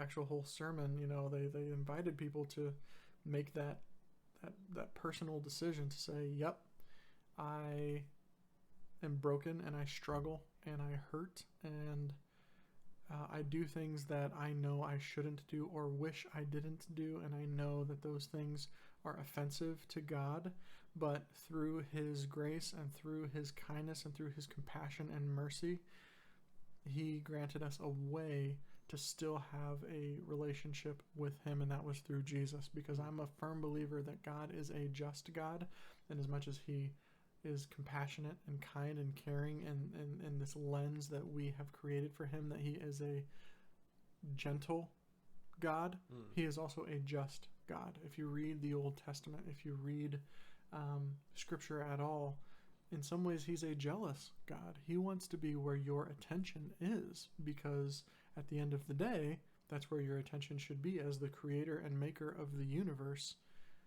Why would we worship things like the car that I showed you on my phone that I want to buy so badly? It's not that important, but it takes a lot of my attention. My job that I feel like is the most critical thing to my being, because I need to make sure I provide for my family, when at the end of the day, God has given me the chance to have that job and provides for us through my hard work and effort in the opportunities that he's given me. Right? He is a just and jealous God. And so because of that, and because he is also compassionate, he has created a bridge for us to be able to cross through Jesus. And so I remember that sermon very, very, very, being very impactful. And I can remember actually going on stage with Pastor Dave DeSelm and literally walking across the bridge with Dave holding my hand as I crossed this chasm, and I could look out and go, something's changing here. I was probably 14 years old or something like that at the time. Old enough to know I was making a conscious decision, and old enough to make it my own at that point. And I feel like a lot of kids who grow up in the church maybe don't have that same experience. You know, it happens when you're younger, when you're in second grade, third grade. And that can be really challenging for people's long-term faith, because it's their parents' faith, not their own faith. But this one was mine. Right. And so I remember having that happen, and even to this day can see that moment in my eyes, in my mind's eye, and know that while I am not a perfect person, I am far from it. I strive to be the best version of myself that I can be, and to work hard, and to encourage others, and to love others, and to be present with others. People who, quote unquote, are not, Christians even, investing in people's lives, because that's what Christ did. Christ hung out with the woman at the well. Christ hung out with tax collectors. Christ hung out with all of the quote unquote no people. You shouldn't hang out with them. Right. And what he did was give us a roadmap. And so, yeah, I can hang out with a bunch of my Christian friends, and it's fine, and it's safe, and it's welcoming, but I can also hang out with people at the office who share completely different perspectives than I do. And that's good. Mm-hmm. That's fantastic. So that is my kind of faith story. That's where it all happened. And I can still, to this day, point back to that moment and go, yeah, that shaped my entire life. That is an awesome story. Yeah, a lot of people don't get to have that. Super cool. Should we take another commercial break sponsored by Pants? We're going to take another quick break. This one is sponsored by Knee Socks. Wow, Knee Socks. Knee Socks. Knee socks keep roughly half your leg warm. All right. So let's move now into it. The only thing I'm worried about here is your own time. I'm good. I'm good. Let's move into your college and then in your adult life. College, you went to Grace Seminary College? Grace College and Seminary, yep. And that's in Warsaw, Indiana, real technically Winona Lake, but yes. Okay. Yes, really small town, even smaller, yep. And the only thing that I can recount from this is that you met your wife there, but I want you to tell me more about your college experience. Sure, yeah. No, I had, very conservative, very, in some ways much more affluent than I was used to. Looking back now, it wasn't as affluent as I thought it was. But transferring from Southside High School to predominantly white, small town, affluent Indiana town was a little bit weird. It was definitely a shell shock for me. But I was so blessed to have a group of guys on my freshman hall that I still consider to be some of my better friends today. I definitely don't keep in touch with them as well as I should. But I know that at the drop of a hat, when we get together, it's like we never left each other's company. So had a really great group of guys. We hung out all the time. We played basketball all the time. We played ultimate frisbee, soccer, football. We did a lot of those types of things together. But we also played a lot of N64. We went to classes together. We had what we would call shenanigans in the dorm. We didn't. Let me be clear. I did not do this, and neither did any of my friends. But we may or may not have known that this was going to happen. Someone throwing a shopping cart that they had stolen from the Kroger down the stairs at our dorm because, you know, you're a Why? college kid, right? You're stupid. We played tennis all the way Was down there, the hallways. Sorry, was there a goal to getting it down, or like? Nope. Was there, like, Just I bet I can get this. They just did it. Just surprised the person who was walking up the stairs. That's really all it was. You know, we played tennis all the way down the hallway, which was a really long hallway. We had heard that the year before, someone had created a slip and slide down the hallway with, you know, baby oil and all these different things, and they had carpeted the hallway the year before we came in so that we couldn't do that anymore. So instead, we just flooded like bathrooms, and, you know, people's beds would end up not in their bedroom anymore, and instead they'd be in the shower, you know, like, oh, just kind of weird, just stupid stuff that you do when you're a college guy. Yeah, so we really got along well and had a good time. I still look back at that time with a lot of fondness and a little regret because, you know, I never quite opened up in college as much as a lot of people do. I never quite let people in as far as I could have let them. And I think that's because I was dealing with a lot of the trauma and things from my childhood. I just didn't trust people as well as I should have. Sure. And so loved those guys, hung out with those guys all the time, really enjoyed their company, never felt like I connected as deeply as I could have. And I know that was in my court. Absolutely, yeah, met Molly. The story goes the very first weekend that we were at Grace College, my dorm floor was having a brother hall, sister hall event with our sister hall, you know, a dorm and floor. Mm-hmm. Kind of just like a mixer, mingle, you know, get to know people across campus. Which almost seems like it would have been like a scandalous thing to do. You know what? Yeah, it was very public. It was very like out in the open. Like it was not actually on the hall. It was like in a gathering space. You know, at Grace College, very conservative. But yeah, so I showed up to that thing. You know, I remember showing up to college going, you know what? I'm single. I have some self-confidence. I am handsome. I'm gonna just play this college thing for all it's worth.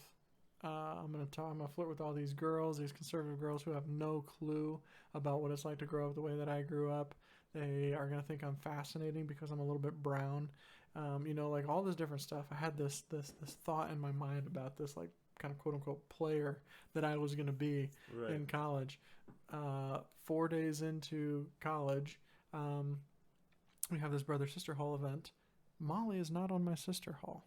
No. But she sees that there's a gathering outside of the dorm. She's like, well, I'm going to go make some friends with her roommate, you know, so that her roommate drags her out there to this thing and they start walking around and meeting people. And the story goes that she saw me from across the little gathering area there and was like, I got to go talk to that guy. And she did?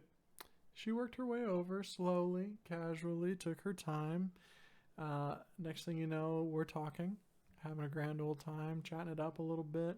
And she is super into me, and it's very obvious to me at the time because she had not had a boyfriend before. She came from a very conservative background, did not go to the same school that I did, let's just put it that way. And so she was overly interested in me, and I've teased her for that before.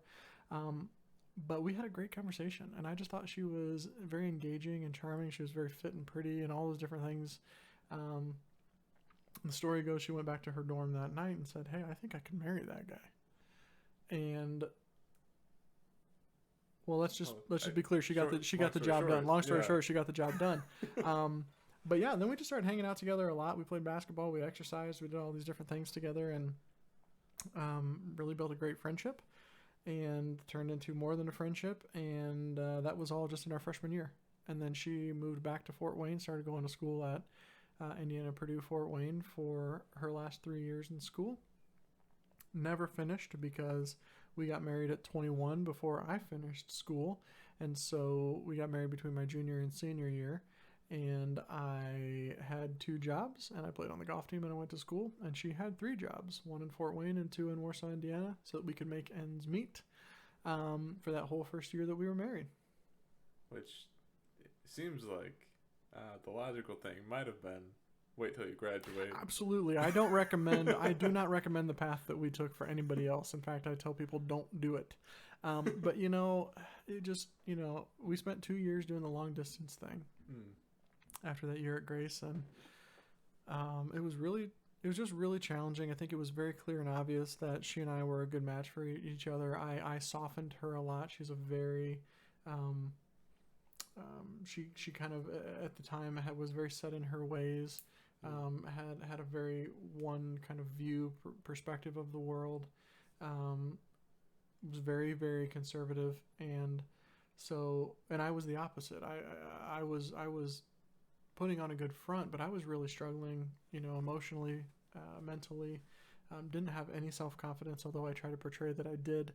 And so she pulled out the best of me, and I pulled out the best of her, and we ended up being a really good match. And so by the time we got married, it was just like, well, I mean, we could either just like try to make it another year long distance. It was turning into strain. It was really hard. We were really unhappy. I was driving to Fort Wayne almost every weekend, sometimes on like Wednesday nights too. And as a college kid, you don't have a lot of money to put in gas in your car to drive, Right. 2 or 3 hours round trip total twice a week. And so it was just getting really tough. And we kind of got to the point where it was like, look, either we're going to get married or we're going to cut this thing off. It's just not working anymore. And we had a really hard discussion and conversation about that. We actually didn't speak to one another for 2 or 3 weeks in there, and sort of pseudo broke up for a little bit. But at the end of the day, it was clear to both of us, like, okay, well, we're both more mature than most people our age. We're both focused on creating a good trajectory for our lives. I think we can get the job done. So we went ahead and got married between junior and senior year and busted our asses for 3 or 4 years just to get life on track. And we're fortunate now to be 10 years older than that. It'll be our 10-year anniversary this year. And things have gone arguably pretty well. Well, that's awesome, and I'm glad it did work out that way, because I love Molly, and I think everybody in the family could say the same. Yeah. She's awesome. She is. So that's one major success story from your college life. I know you also, through connections in college, got your first job at a graphic design group, I think. Yeah, marketing agency. Yeah. So it's interesting. There's my best friend in the world, Justin. He really is responsible for my career trajectory. As a junior in school, looking for an internship my senior year, he had already gotten an internship, and he encouraged the group that he was working at, the agency that he was at, to bring me on as the other intern for the year. He had earned his stripes, earned lots of respect, showed that he was a hard worker, capable worker. He was my roommate at one point, during our college career. And he and I had built a really strong relationship. And so after his investment in this company, he said, hey, listen, you need to bring this guy in as your intern for this year. And so they just listened to him, kind of blindly listened to him, and brought me in. And it was a fantastic year of working. One of my favorite bosses I've ever had actually was at that agency. He instilled in me the 4 major pillars that I still use from a management perspective today. Yes, in your office still. Still in my office, yeah, on the whiteboard. I still have them written.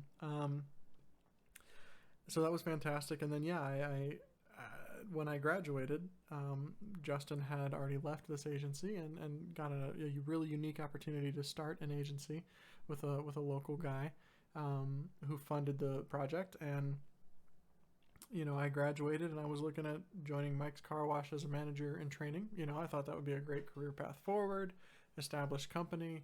And it would have been a great solution, but he said, please don't do that. I would like you to come join me at my company. I just need to get the money approved. And so before I graduated, I had an offer from this agency that he had started with this other guy who had a lot of money, and he gave me a job, brought me in as the social media manager, social media director, whatever you want to call it. Right. And I began learning, what does it take to be an account executive? What does it take to be a digital marketing manager? What does it take to be giving input and direction to graphic designers and web developers, and to be a sales guy, and to be an operations manager? And we were a small company, so we all wore a lot of hats. So yeah, through that relationship, through his love for me and his kindness and commitment to me, he really got me started in my career twice, both as an internship and my first job. That's awesome. Yeah. I hope you're still Oh yeah, in good he's contact with he's them. still my best friend. We still talk multiple times a week. He still does work for me, even at my current agency. Our partnership probably will not come to an end. I'm glad to hear it. You mentioned earlier that that you at some point didn't have the confidence that you have now. When do you think that shift came? That's a great question. It was gradual. It was gradual. I certainly learned confidence through that first agency, or the not my internship, my first actual agency job. It became pretty clear pretty fast that all the other people that we hired looked to me and Justin for leadership. I, within a year there, had 4 staff that reported to me. And that helps a lot when suddenly you're teaching other people what you know. And that was back in the days when, to help a business have a Facebook presence, you had to create a Facebook personal profile and name it, name of the business name, right. And start adding friends. Like, that's what we did back in the day. We were just growth hacking like crazy.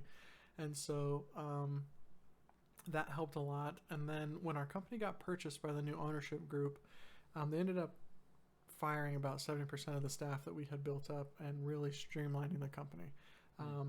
And again, I can point back to Justin specifically. There were 2 of us left who were either one was going to get cut and one was going to get kept. And Justin went to bat for me and said, "Listen, you're buying this company. Fine. Take my word for it. You want this guy." And it was me. And so, come to find out, I'm the last guy who makes the cut. Justin, within 6 months, leaves the company and goes and does something else. I think that was part of the transition plan overall. Sure. And the new ownership and the new boss really did not want me to be there. Only took me because someone said he should. But that triggered a competitiveness response. Right. And so I was like, "You do want me, and let me show you why." And within, again, 6 months or a year, I had really become his right hand. I was basically the director of operations. I was overseeing all digital campaigns and all digital team staff members. I was giving creative input to graphic designers, web developers, all those things again, to the point where he could take 2 weeks of vacation, come into the office a couple times a week if he wanted to. I was running the agency day in and day out. Obviously, we had an operations person who was more maybe detailed as far as a project manager to help keep things on track. We had a finance person who was keeping the finances on track. But those 2 people even started asking me, "Hey, what do we do in these situations and scenarios?" And so, for a long time, I thought that my career path was going to be taking over that agency. When my boss retired, I was going to be the guy who stepped in. Things got tougher and tougher. I have a very different philosophy to marketing than I think a lot of folks who are older than me do. Right. And so for that reason, we started to grow apart, and I decided it was time for me to leave that organization. And now I'm with an agency who does align with my philosophy to marketing. So I think confidence came from all of those different experiences and learning opportunities little by little. Sure. Including the current agency. Within the last, a handful of months, some disappointing news and some disappointing developments that were not consistent with what my expectations were at this agency. Right. Triggering a competitiveness response that this time has stuck longer than it ever has, and I think is kind of the new normal. So it's been a long journey, breaking down a lot of barriers. Molly even challenging me and saying, "Hey, if you can't have some self-confidence in yourself, this ain't going to work out. Like, you need to believe in yourself." Like, that is a kind of a critical foundational element to being a human. Right. So all those things together kind of got me to where I am. I can't point to one definitive moment, but it's been a 10-year journey from being 21 and freshly married and dewy-eyed and all those things to 31 and having been knocked down quite a few times, but not being willing to stay down. and instead going, what did I learn from that experience? How can I do something different next time? How can I develop? How can I change? And then going into a situation the next time with all of that knowledge and confidence because you've done it before. That helps a lot. Yeah, wow. I imagine when you are as experienced as you are, hard not to be confident about it. Okay, I've got another, probably two more questions before my wrap-up question. One, kind of a longer one. So through your whole high school and college experience, through your whole school, your whole childhood, you had this immense pressure placed on you to be perfect academically and to be an example, and you had to go to college and you had to graduate. How did you feel that day graduating, getting your diploma, and standing in front of mom and dad? You know, I anticipated a feeling of pride and relief. And I was proud of my accomplishment, but and for the record, you know, being the first person in our family lineage ever to graduate college, you know, I bear that, I bared that burden, and I also now bear that title. But I expected to feel a lot more satisfaction and relief and joy and like accomplishment, and I didn't. Why do you think that is? I think I had become so accustomed, and to this day I still behave this way. I've become so accustomed to this thought process of course I got that done. I was always going to get that done. What's the next thing that has to be done to continue to blaze the trail, to continue to be different, to continue to be a good example, to continue to be more than I am today? And so through that pressure and through that expectation, I think I developed a unhealthy and yet beneficial to my career mindset that did not allow me to enjoy that moment. I was happy that other people were happy, and I was pleased that other people were pleased, but it was very fleeting. It was a very quick moment of going, okay, like, why are you guys all so excited and proud of this? There was never a doubt that I was going to get this done. That's just a box that needed checked. What's the next box? So I wish I could say that I, you know, really enjoyed it and was like, yeah, I finally, you know, I did it. I did what my family needed me to do. I did what mom and dad set the path out for me. You know, I accomplished it. I reached the finish line.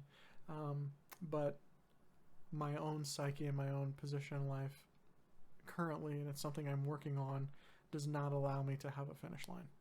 There was no such thing. That was one step in the race, and I needed to know where the next step was. So I do miss that. I wish I would have had that moment, you know, of immense pride, and like we all hugged and we smiled and we cried, but I cried because other people were crying. I didn't cry because of my own emotional response. Do you think if you could relive that moment with your mindset now, things would be different? Absolutely. I would cherish the opportunity to hear my name called. I would feel it. I would sense it. I would almost internalize it. I would almost be able to taste it and smell it, you know? And I would internalize and experience and pay attention to in the moment of every step that I took across that stage, being handed my diploma or degree, shaking hands with Ronald Manahan, you know, the president. I would cherish walking down and sitting back in my chair and, you know, yucking it up with my buddies. And then I would be able to walk out of that building, down those stairs, and see all of you guys waiting for me. And I think I would have actually had an emotional response. At the time, I didn't have an emotional response. I think I would have had that. I probably would have cried. I probably would have, if it was today, I would have hugged all of you guys a little bit tighter. I would have said something more encouraging instead of just going, yep, got it done, you know, thanks, I appreciate it. I would have, said something to Sierra that was specific to her and her journey, and Evan and something specific to his journey, and you something specific to your journey, and Abby something specific to her journey. But I just didn't have that feeling, and there was also tension, between our family and Molly at the time, because we were youngly married, and Mom and Dad weren't quite ready for that, and so I had some tension between me and them, and so between I have to determine what's next and take the next active step, plus some of that other tension. It was just a box that was checked. Today, it'd be very different. Well, I think because of that answer you just gave about how it'd be different, that just speaks to the wisdom that you're gaining now about your emotions and how to internalize things, which is amazing to see. I'm glad that that's happening. And also, just I guess that was an unexpected answer. I was thinking it would be more along the lines of in your face, Mom and Dad. Yeah, no, and frankly, I kind of wish it was that too. I didn't have a response at all. I think recently Dad sent around a picture of that day. Like me in my cap and gown, and all of us like in a family group hug, kind of a circle thing. And I looked at my own face, and all I could see was a lack of emotion. Right, just a plastered on smile that yeah. only you can recognize. Right, only I can recognize my own feelings. Right. And I think it was a genuine smile. Like everybody was happy, and so I was happy. Right. In the moment, but I didn't have that response that I kind of wish I would have had. But no, competitiveness was not triggered in that moment. Gotcha. Box checked, mission accomplished. I did everything I was expected to have done, was now done, and I needed to know what the next expectation was, and I already knew what it was, and that was get a job and provide for my family. So I just moved on immediately. All right. Well, I've got 2 more questions. Yep. And that'll be the end of this. Are you not having a good time? I'm having a wonderful time, but it's 9 o'clock. It's your bedtime. You're right. It is my bedtime. I'm an old man. The first one is, how would you describe your relationship with our family and Molly's family different from how it was before? I guess is it substantially better now? How would you say it's different? Yeah, it's a good question. I think with our family it is substantially better. I definitely struggled for years being the adult when all of you guys were still in high school and middle school, and knowing that you guys couldn't understand why I wasn't at every event and why I wasn't at every play and musical and band concert. I'm in college, right? And I'm married, and I've got to go to work, and I'm not going to drive an hour and a half into Fort Wayne to go to a band concert on a Thursday night. Like I just couldn't swing those types of things all the time. And so I think there was a lot of brokenness and pain during that era. I think in our family, as each of my siblings and even Mom and Dad have matured and in my mind grown up, it's become easier. I always felt like I was the adult in the room, even with Mom and Dad, and that wasn't always necessarily true, but it was always my perception of the world. And so as our family has become adults, it's much more easy for me to connect with another adult human than a child human. Sure. And so I think that's been a child human. Yeah, it's a small one. You gotta watch out for them. No, and I think along that same line, I've been able to invest and build relationships individually. For a long time it was our family as a unit. Well, that was great until I realized, I didn't know you that well, and you and I are starting to get to know one another pretty well over the last couple of years, at least deeper than we ever have. Right. It's a real, it's a friendship at this point. Yeah. Same thing happened with Evan. I just never could connect with him, but then he and I started to have just a one-on-one friendship. And that made our relationship much stronger. Same with Sierra, and Sierra and I are still working through that. Abby and I are still trying to learn what that's like, and she's young enough and far enough away from me in age where, it's still challenging, to go, the things that she struggles with on a daily basis are drastically different than the things that I struggle with on a daily basis, and I can be empathetic and sympathetic. but we can't quite ever have that real connection, and we're getting there. Every time I see her, things are getting, I think, a little bit better. At least I hope that that's true. I haven't asked her about that. I should do that. But as she gets older, again, I'll have a chance to have a one-on-one relationship with her that is more meaningful. You know, I had lunch with Dad today. He came downtown and we just sat on a bench and talked about life. And that was special. I just love that. Yeah, absolutely. So each one of the relationships in our family is getting better one at a time. I will say this at risk of our family and my friends' pitchfork and, you know, torches coming after me in the future. Molly's family, in some ways, they are my Hallmark movie.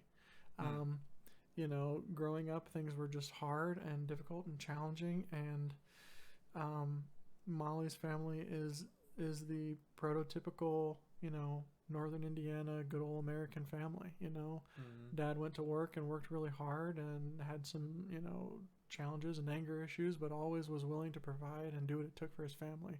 And he wrenched on cars in the garage on the weekends, right? And Mom was a homemaker, right? She always cooked dinner and she always had the laundry done and the house was always clean. And she really was committed to creating a family environment that was safe and stable for her kids. Her siblings, you know, grew up in that environment, and when I came along, they welcomed me in as their younger brother. And I've never been a younger brother. I've been an older brother my entire life, and so it's a completely different perspective shift. And so in some ways, you know, you watch those Hallmark movies and you go, it's the quintessential American family, you know, and I didn't have that growing up. We had a great family. We loved one another. We fought with one another. We challenged one another. We went through hell and back with one another. Right. But then I got adopted into this kind of like Hallmark family, and they loved me from the day I stepped in the door. And they thought I was the greatest thing since sliced bread, and I was the guy that they had always prayed for their daughter. And when I asked Tom to marry his daughter, he started crying and weeping, and we cried together because of how much that's meant to both of us. Like, I had never had that experience on our side, in our family before. Right. And so it's just a completely different dynamic. You know, I get together with their family and I'm like, I don't belong here, man. Like, this is a Hallmark movie that I'm living in. Like, why am I a part of this movie? I'm not this guy. I'm not that guy. I don't fit. But I'm sure glad I'm here, you know. It's a blessing. It's a huge blessing.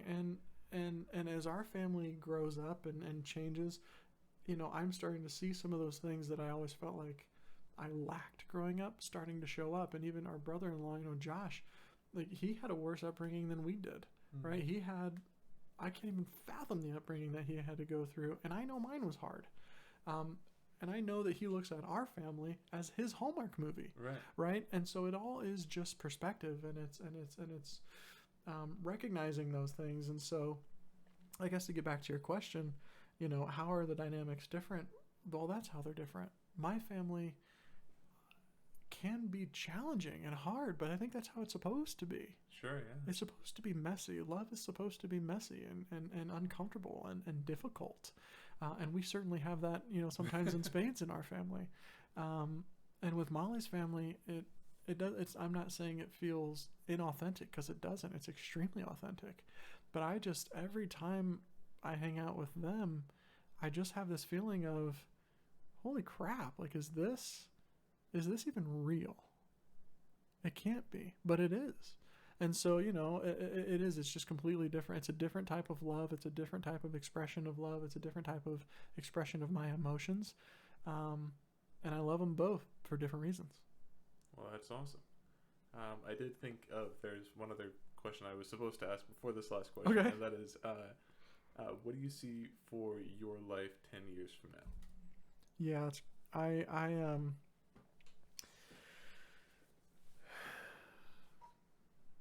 you know, if I had answered this question a year ago, I would tell you I'm going to be a chief marketing officer in 10 years or a CEO in 10 years of probably a mid-level company, making a pretty sizable salary, and continuing to chase and improve and grow and learn and challenge and become something special. because I've never been able to achieve that something special that I think was expected of me in my own mind. I've never hit the mark. I've never gotten there. I haven't arrived.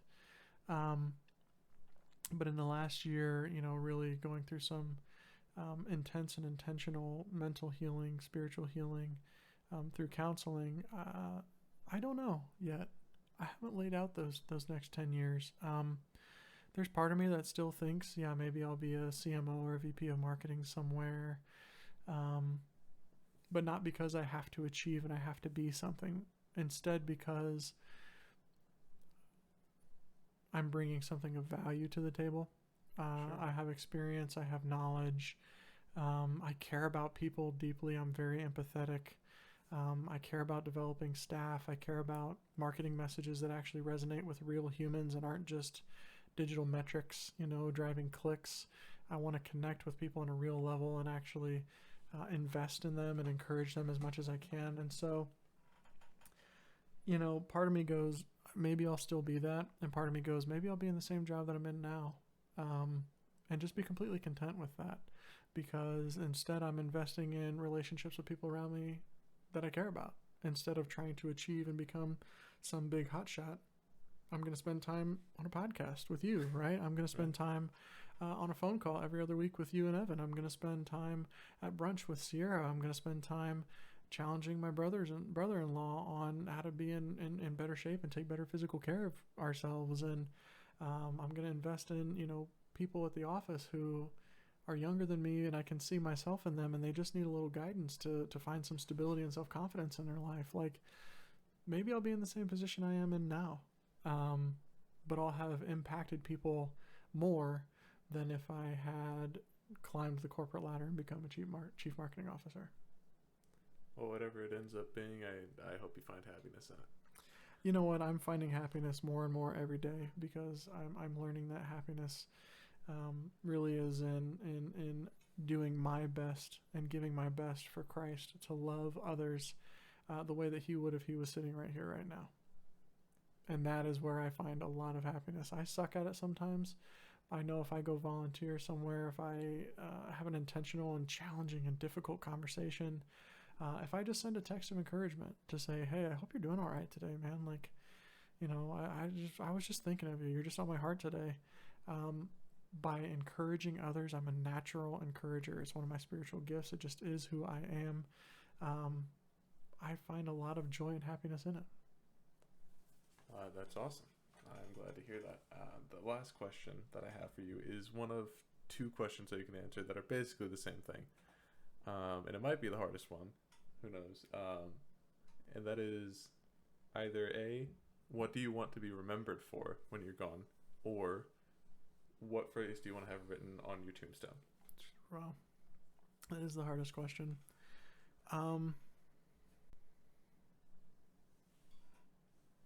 Honest answer? Okay, I'll start with a selfish answer. He was just a good person that everybody should try to be like. Selfish answer. He was a person who gave his best, who was kind and compassionate and caring, and everybody should be more like that guy. Selfish answer. I don't think that's a bad thing to want. Yeah. Honest answer, I don't care. Honest answer, I would rather my funeral have 100 people instead of 1,000 people show up, and all 100 of those people, their life trajectory changed a little bit because of some small impact that I had on them. I always use this analogy of, an NFL coaching tree, like some of the best coaches in the world came from some of the best coaches in the world. And I would love for that to happen in my life. I would love to just be the roots or the trunk that so many others excel and exceed and grow higher and grow stronger and are more beautiful and actually have leaves and flowers on them because of some small impact that I had in their life. And it's not for my own pride, my own good. I would rather look back and go, wow, like there's 100 people in the world who are making fantastic money, who are great moms and dads, who are making a difference and volunteering and have started nonprofit organizations and our own boards and our pastors and our teachers and our preachers and speakers and CEOs and CMOs, and at some point they all worked for or with me. And it's not because of anything that I did, but I just hope that I treated them well enough and gave them the tools to become the best version of themselves possible. That way I'm not necessarily the one that's remembered, that they are the ones that are remembered. And that, to me, would be the legacy that I would like to leave. Wow. That is beautiful. Truly. Are you crying a little bit inside, just a little? I'm dead inside. I would say, based on what you said, that what should go on your tombstone is he made the world a more beautiful place one life at a time. I sure hope that that is what people think of me at the end of the day. And a little bit of me that hopes that that's true, and I can see that happening now, is the book that I'm working on. It's called Human to Human, A Simple Perspective Shift with Radical Results. And it's all about meaningful relationships. And so I hope, at the end of the day, you made the world a little bit more beautiful one life at a time. That would be perfect. Coming in spring 2022, everybody. It'll be out in spring 2022. All right. Well, thank you so much for sitting down and just talking with me, telling me your story. I'm glad we could get this done. And I hope that the people who listened to it had a wonderful time as much as I did. Yeah. I love you, D. I love you too, man. I'm sure we'll talk again soon. It was a pleasure. Bye-bye.